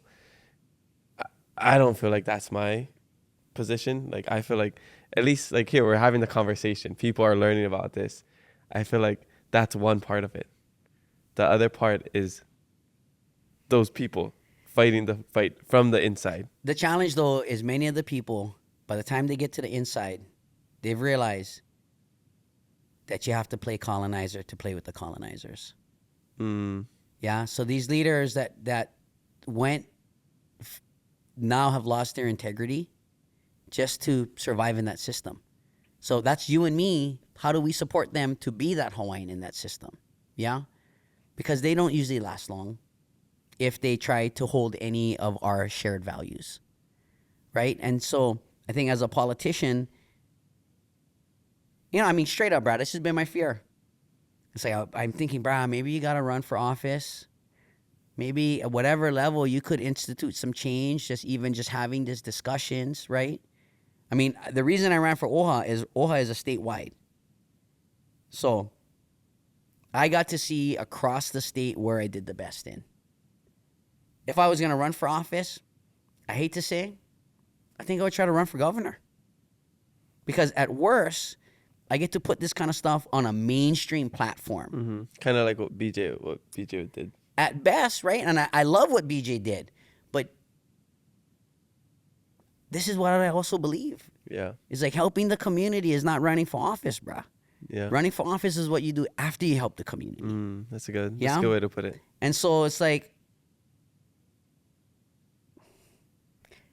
I do not put like, I'm not going to put blockades in my own future of what I can and can't do. I can tell you that one of my greatest fears is running for office and winning. Because it's easy to talk about the solutions, and it's another thing to engage this system and actually make it happen. Part of me believes that if I were to win an election and actually implement the real changes that are necessary to transform our community, I'd probably be shot, killed, because it threatens all those that are unjustly in power and are profiting. And this is just straight truth. Yeah. And they need a 60% increase in salary. And they need a 64% increase in salary, right? And it's like all of these things that, look, the problem is more profitable. And as long as they can subsidize this occupation, they will. Are we the type of community that will just accept the spam musubi because it's free and then accept the medical industry because it's free? Yeah. Or have we had enough experience recognizing that that mentality isn't really going to get us to where we dream of being? And that, like every dream, like Kobe, brother had to work at it every single day, you know. You know what I loved about Mauna Kea? The 3 times a day protocol. You know, I believe that was the most consistent prayers at the highest elevation in America. That there are more people praying at 9,000 feet or whatever that is than any other place in the United States, straight pulling. Boom. That changed people. Adding some protocol. Yeah. It's like, you know, I mean, let's talk about it, bro. Let's talk about our spirituality. Yeah.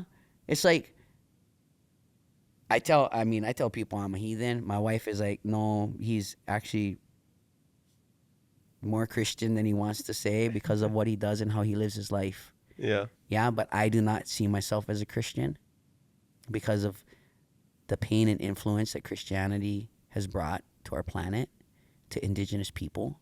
Yeah, I'm happy to be the guy that says that.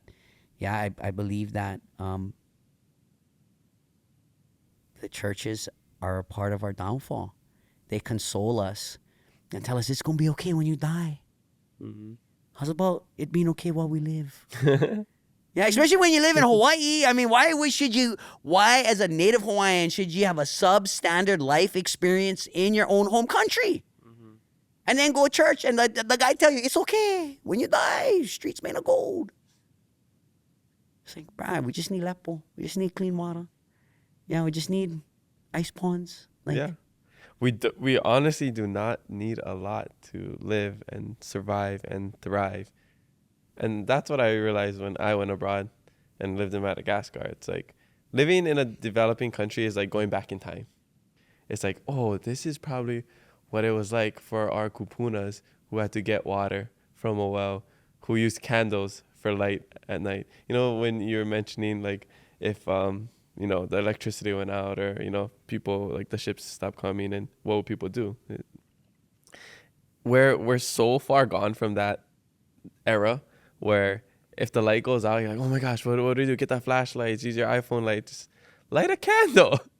Like, oh man, it's gonna be so hard to eat. No, just put a candle by your food and eat. Don't laugh though. Yeah. How much candles you get in your house? I don't have any candles at my house. That's a good point. I got birthday candles. You know what I'm saying? Like I get lighters. With birthday candles. It's like we're like in the universe, and we're not on a planet. Yeah, because on being on a planet would be like you're secure. Mm-hmm. Like we are not secure. We do not feel secure. How many months can you not pay your rent before you don't have a place? You can't. 0 1. So, you know, as a native Hawaiian, you are pushed in a place where if you don't commit and assimilate to this foreign invading economy, community, that you will be mitigated and pushed to the side and be homeless and destitute very quickly. How do we change that? Because, and this is just me, and this is my selfish belief, mm-hmm. If you like being on Kanaka and you like go live on the Aina, I believe you should have the right to. Mm-hmm. And I believe that you should have the right to go do that and decide, shit, I don't like do that. Come back, leave America or live in this Western society. But that there's an option. Mm. Right now, there's no option. It's either like you're homeless and you're afraid somebody going to kill you, you live in one drug den, whatever's, or you live at your job so you can come home and sleep in one house that the title is to some other Hawaiian family. Mm-hmm. Like, you know, are we insane? We're living in a simulation. Bro, we just think we got our shit together. It's far from it. Yeah. So, you know, I want to just say that I find myself to be no different from any one of you out there in our community. I feel blessed that I can feed my na'au, that I've spent time developing the skills in the community to survive without owning land. Yeah, like, I actually still don't own land. The farm is under my wife's name because she get the credit and the job. Nobody would give me money, like loan me money. Look, this is how crazy it is. Nobody would loan me money. But the community helped me raise $750,000. So you got the communities back. Humbling. Yeah. Let me just tell you. It's like in this whole system that I don't have faith in, it didn't have faith in me. And in the whole system of community that I've been believing in, that I've been working towards, that is the one that really had my back. And that has helped me to understand that there is a purpose for guys like me. Yeah, and part of that purpose is to wake up other guys and other wahinis out there. And, you know, when you get waking up, you probably don't like that guy too much. But as one of my friends who told me, he said, you know, Daniel, I had to get a PhD and tenure to appreciate the work that you do. Mm-hmm. Because he's like, bro, you kind of make like you got a tenure. You just say shit that needs to be said. Fuck the consequences. And, in the university system, before you have a tenure, you got to watch out. These guys can fire you for anything. Mm-hmm. But it's like, I kind of been blackballed long enough by these institutions, and I haven't gone anywhere, that I guess when we say we coming for opening day, they know we coming. Mm. Yeah. Love that. So let's move on to the last questions, and we can finish this Perfect. fan question portion. Oh, but I just remembered, I do have a candle at my house. It's in the bathroom. Okay. Yeah. It's lit every Scented morning. Candle. It's a scented candle that's lit every morning around. All right. Last question comes from Kale Onalani. What is the most important thing you want to accomplish in your lifetime? Mahalo nui. I know that guy. Oh, really? That's Kaleo Onalani. That was Instagram. Yeah. Freaking guy setting me up with some hard questions. Oh, did I add an I just because I subconsciously? Maybe, yeah. He's one of my favorite tarot ponders, Okay, by the way. right on.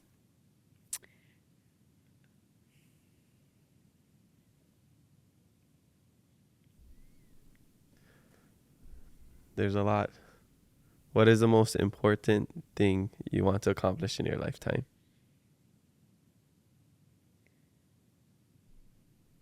I want to raise my children to be better versions of their genealogy, the best version of their genealogy possible. And I leave the rest to fate and their actions.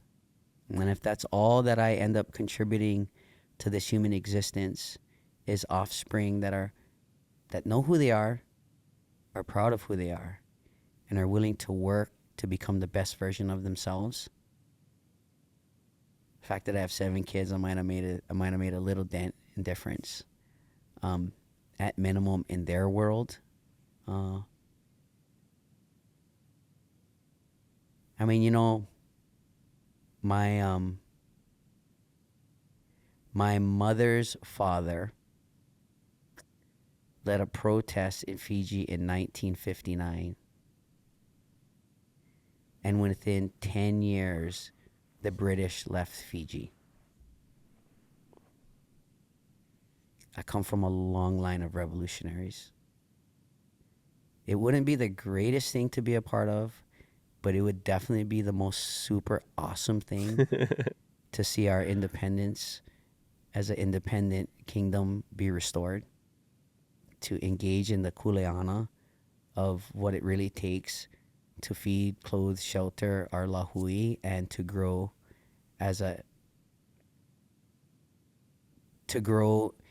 in the way that we decided to grow.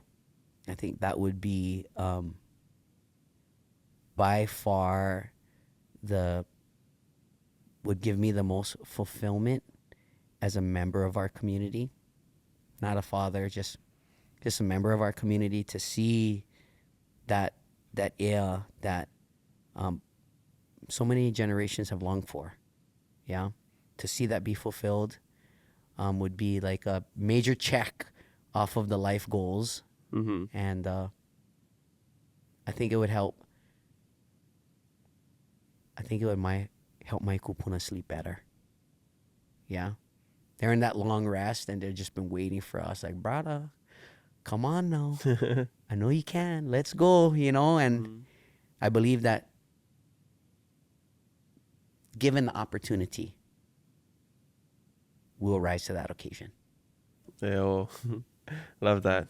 Mahalo for sharing. So, and mahalo to our audience for leaving those fan questions. Remember to be the aloha you wish to see in the world, just like our sponsor, Shakati. Mahalo so much. We're going to come to the back half of the podcast. Got to start wrapping up. Hope everybody's still with us here. I know it's a long episode, but so much knowledge just being dropped, just pounded into everybody's. I think halo, long-winded. No, I love it. This is so educational, and I appreciate this conversation as well. Just challenging my mindset, and Jordan and I were talking on the shishi break when you went. We're just like, I want to plant some kalo. I want to pound some kalo. I'm like, I want to go call my family, tell them to stop drinking soda and all that. For me, I don't like to push people to do things, you know. So for me, like you say, it always got to start with you.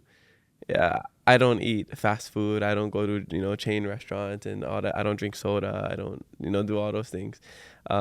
My one vice is probably just sweets, you know. I like ice cream and all those things. How do you kind of muster up the courage or confidence to try to tell, I don't want to say tell, but like encourage, motivate other people in your ohana and your family? Because those are the hardest people.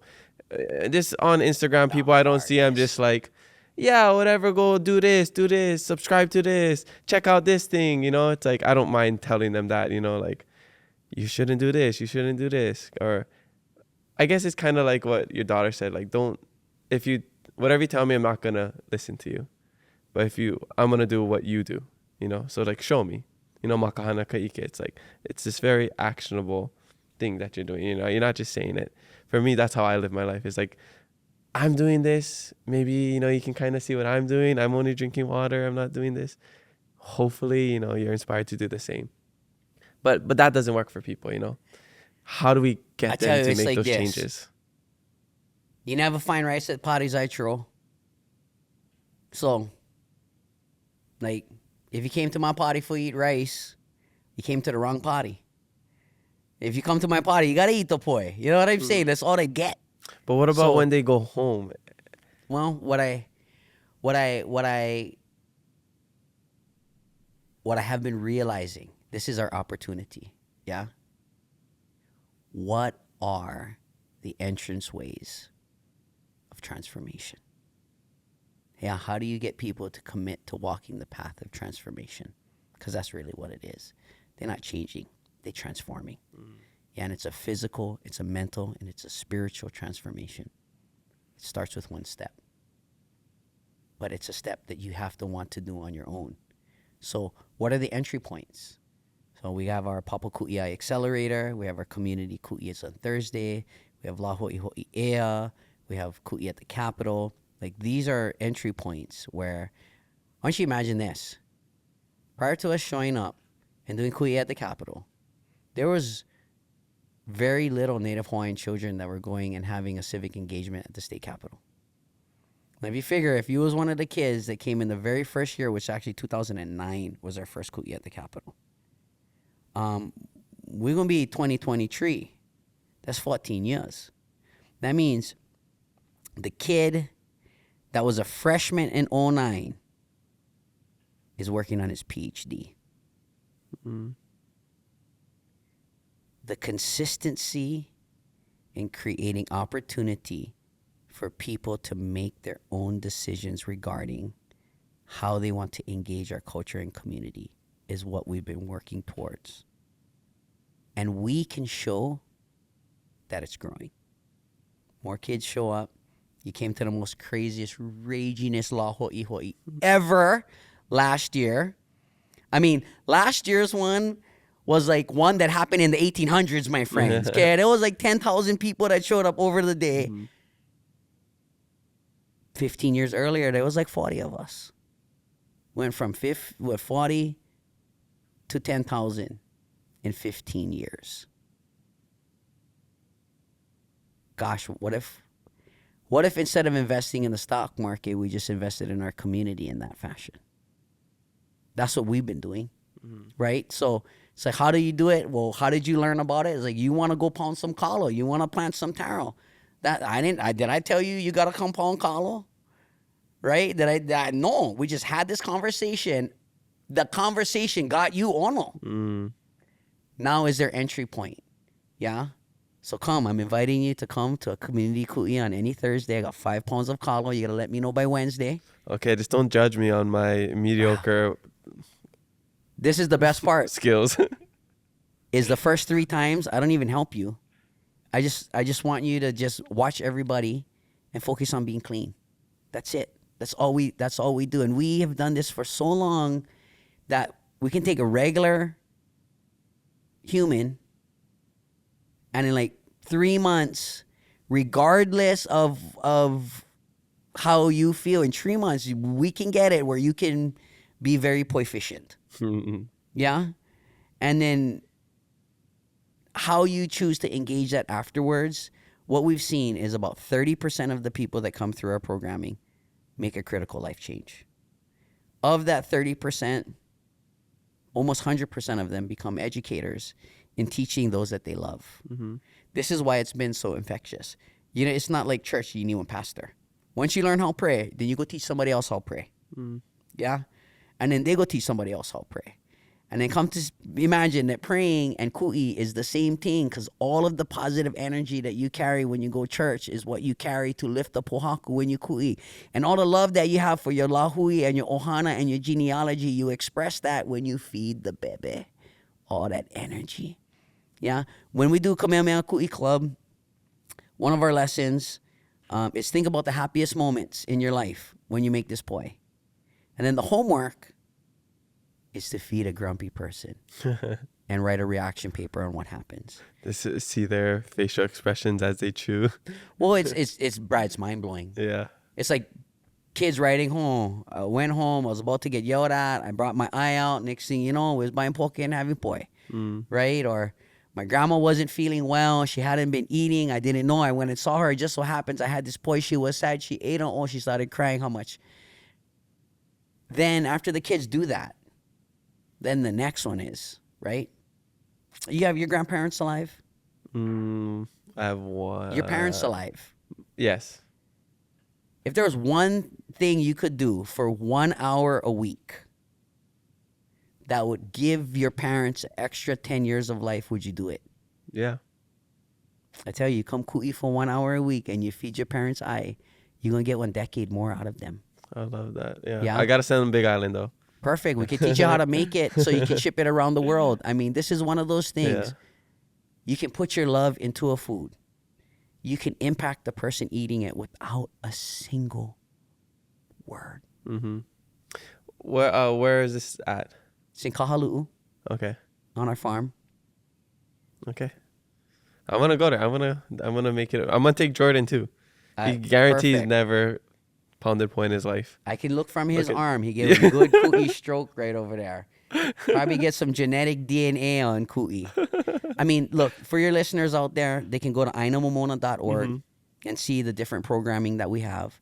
This summer, June 30th through July 3rd, we have a 4-day Papa Ku'iai workshop.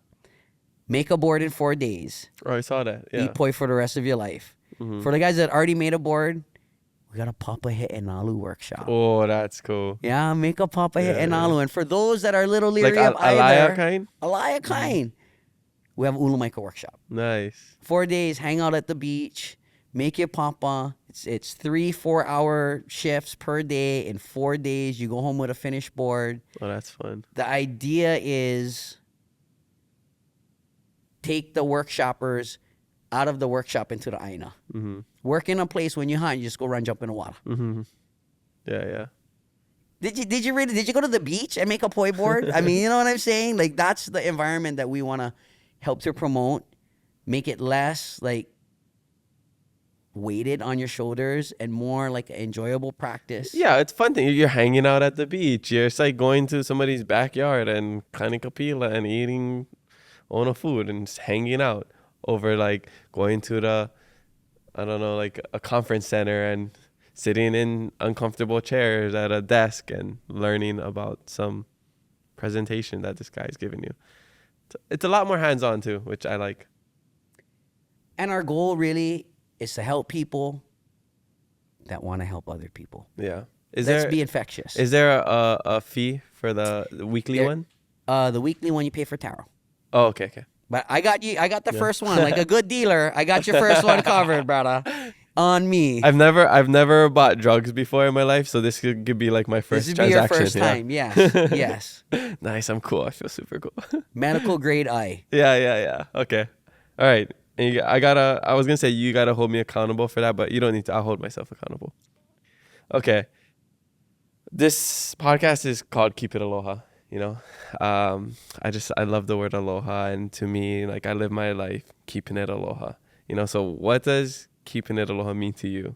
How does that look like to you? It means that we're investing in those that live aloha so that we have a living definition of a lifestyle of aloha. And then for all of us that maybe can't do it all the time, we know that we're helping someone to be able to do it. Mm-hmm. And that's through action. Through action, yes. Through whatever your skill set is, whether that's pounding kalo to turn into poi, doing a podcast, doing some other skill that you have to help out the community. That's keeping it aloha to you. I want to thank your Patreon subscribers because I feel like that's one way that they're helping you to keep the aloha going. It's so hard to do good things unsubsidized. Yeah. And the thing I love about the way that our digital world works is you don't even have to be in the same time zone to support people. Mm-hmm. Yeah. If you're just ono for it, then put something into it. If you're not a Patreon follower, this is your cue. Mahalo. I'll Venmo you the money after. I appreciate that. Okay. So what would you say was the hardest part of your life? Because it seems like you've been through a lot. Like, what was the biggest thorn in your life? You want to know the scary thing? My whole life is training for that moment that will be the hardest. It hasn't come yet. And that's why I'm staying ready for when it does happen. I'm able to turn it into something positive. Yeah. I love that mindset. That's really good. That's just the truth. Yeah. If I look back, I can say there were some heavy times. My na'au tells me, though, that it's yet to come. Listen to your na'au. Na'au right there. Na'au Gike. Yeah. Okay, so what would you say is, the most successful? Like, what are you the most proud of in your life? Of all that you've accomplished? Honestly, right now, the thing I'm the most proud of is my wife still likes me. And I feel so blessed to have found a partner in life. I think so much people see me, but they don't see all the support that it takes to exist in this nature. And I it's my wife, it's my children. My circle of friends, I know a lot of people, but the people that I depend on, I'm really grateful that they're a part of my life and that, we've been growing as a community for some time, and to see people have that chance to transform and then enjoy transforming has been something so fulfilling for me. So yeah, wife, kids, friends. I love it. You strike me as somebody who's really self-aware of, you're very intentional with all of your actions, but I can tell you weren't always like that. I can tell you're only like that because you weren't like that before. And it took a lot of growth and hardship and, kind of looking in the mirror and going through the hard process just to get where you're at. So that's why I have a lot of respect for you. When you wear the malo, everyone is looking at you. When you start to adopt the fact that today someone's always watching, so it's actually easier to do the good thing because then you don't have to look back. Yeah. It's great advice. Okay. What is something you wish people knew about you that they don't?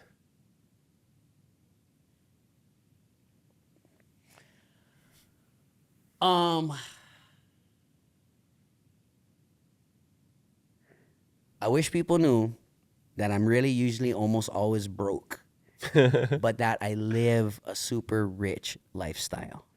Really, almost usually always broke, but you live a rich lifestyle. People see me, oh, damn, it must be doing good, but it's like I raised $750,000. I gotta pay twice as much mortgage as my rent. I'm twice as broke as I was before I saved my farm. Yeah. I think there's just this assumption that somehow I'm able to pull all of this off because I have some type of financial resource. I don't. Yeah. Like, I'm just as regular broke as all of you, but I don't have any jewelry. I don't have any sounds in my truck. Yeah. What I do have extra, I invested into things that are going to help our community or help me do the next thing that, I'm like one of those guys, when you're wearing the model, everybody give you a free shirt. Pretty soon you get plenty of free shirts. Somehow they think you're rich. You know what I'm saying? Like, Yeah. I think there's a fallacy. And when I say this, what I mean to say and I want to impress upon your listeners is that you don't have to have money to live a good life. That being broke, I live the best version of my life that I could be living right now. And that, honestly, I'd rather stay home and not make money and cruise with my family than go out there and do something for money that I don't believe in. Yeah. I think it's just us flipping how we look at success. Success, in this modern era is making a lot of money, owning a house, maybe having a healthy marriage and kids. But there's a lot more to success than that, It's like I've also done a lot of things that make me feel successful, things that I set out to accomplish, and I accomplished it. But it wasn't monetary success. And even to this day, I'm 30 years old, I still got a lot more to go. I still haven't found the financial success that people would think is success. Just because I have a nice truck or I wear new clothes, whatever. Most of the clothes given to me is most of the clothes I have is just given to me. Almost all the clothes I have is, people are so awesome. You guys give me so many free things. I love it. But that's what I love. It's the Malo lifestyle, It's the right Malo there. You know lifestyle. what I'm saying? It's just a little bit more, a lot less revealing. I think knowing how to live simple helps you appreciate when you have 100%. 100%. That's why I'm happy. Are you happy? I am. Yeah. I'm grateful. More than happy, I'm grateful. Yeah. I stand on the shoulders of others. Yeah. Everything I am came from somebody. Yeah. Nothing original about me. Yeah. Consistency is my secret weapon. Yeah. And judging my actions based on my children. Yeah. Yeah. My children are like, Dad, you way off the rocker. No, I probably won't do it. Yeah. Because part of what I'm trying to accomplish in life is not to embarrass them too much. But just enough. Yeah. They need that little bit of embarrassment to keep them humble. Keep them on their toes. Yes. All right. So before we end the podcast, I got to know, what is your life hack? Reestablishing my umeke kumau. To have a pico to come home to that I feel with positive energy that feeds me mentally, physically, and spiritually. So everybody have that umeke mindset. Yeah. Have that umeke mindset. Always center yourself. Use that as a foundation, the guiding principle in your life. The umeke. Love that. Okay, I got my last fast fave 5 questions. These are just rapid fire answers, okay? Favorite childhood snack? Coconuts. Till this day? So, yep, haven't grown up yet. Favorite type of kalo to grow? Whichever one grows good in my yard. Do you have a Depending on where I've gone, they've all done different. So okay. So you don't have like a favorite type of kalo? I'm not going to lie. I really love Mana Lauloa, but I love all the rest almost equally the same. They're all your children. Yes. You love them equally. Yes. Okay. Favorite food to eat besides kalo? And I guess coconut. You know what I like? I like indigenous ingredients that are prepared by our local chefs. It's like almost anything Ed Kenny cooks, Leanne Wong, because they use all these local ingredients. I love that. I love new experiences with food using our indigenous ingredients. Yeah. Gooch does a lot of those things too. Yeah. All of these guys that are just taking our regular, whatever in our cupboard and transforming it into something amazing. I love it. Yeah. That's awesome. Okay. Favorite local restaurant? Do you even eat at restaurants? Is I guess my other question. Cool. Without a doubt, you guys. And this is not just my favorite; it's our family favorite. Pig and the Lady. Oh, okay, nice. Is there one in Kailua side? The Kailua Farmers Market. Farmers Market, right there. Blaisdell Farmers Market, King Street in Chinatown, and they used to have Piggy Smalls. But I love Andrew Lay and his brother, Mama Lay, just wholesome fun. And my kids love noodles. Awesome. Okay, last question. Favorite hobby? Fighting to restore our AL. Dang, you don't relax, huh? No, bro. That's my hobby. Yeah. That's love. When My your side hobby, project. you love doing your hobby, and your hobby's almost like work. It's like you live in a great life. I am. Yeah. Okay, but so before we wrap up, like, what do you do when you're not like in this Straight full up. sovereignty mode? Like, do you watch TV? I like to watch my Netflix. Okay. I like to zone out on that. Sometimes I have it as the background so my brain can think. I mean, geez, I watch Game of Thrones. Like, I pay attention to the rest of the world. I've been watching News That Rhymes. Should I look up News That Rhymes on Instagram? Whoever the guy is doing that, I love to get the news from this guy because it's like educational. It's some hip hop in there. Oh, I love that. Yeah. So he's just sharing current events, making it fun, but a and hip hop rhyme. Okay, Boom. nice. I love that. I'm gonna check that out. Okay, well, yeah, we're pretty much, Paul. I could honestly sit here and listen to you for another couple hours, but I know 2.5 hours is long for people to digest, but we made it. Good luck. Yeah, I just want to say digestion. mahalo for coming, and this is really cool. I'm so happy we got to sit down and make this happen. I'll definitely be seeing you at one of the Papakui'ai classes. I look forward to it. I'm in my phase in the last couple of years, ever since I got back from Madagascar, to kind of going back, reconnecting with my roots. I felt like I had to disconnect to reconnect, and I'm still going through that journey. And a lot of people are too. Just because you think somebody's like doing all these things that seem super local and Hawaiian, like, a lot of people look at me and they're like, oh yeah, he's that super Hawaiian guy. Like, I have the olelo. I could say I'm confident in that. But the other aspects of what it is to me that makes a proper Hawaiian, or somebody living in the Hawaiian ways, because you don't need to have blood to feel that way. I feel like I'm still far from it. You got purpose, bro. Yeah. So I'm always working towards that goal, and everybody got their own pace that they're going at, so this is inspiring for me, just listening to these things.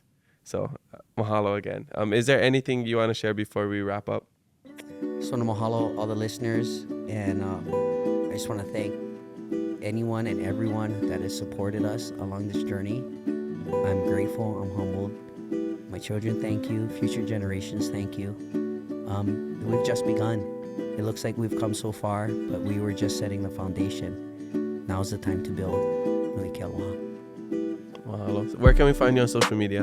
At Mana'ai, at Hui Aloha Aina Momona, Daniel Anthony on Facebook. Right on. Well, mahalo, Daniel, for joining us on the Keep It Aloha podcast. Spread aloha, be kind to one another, and mahalo for listening to us today. We have new episodes every Thursday, so make sure you follow us and leave a review. I'm your host, Kamaka, and remember to always keep it aloha. Yeehaw.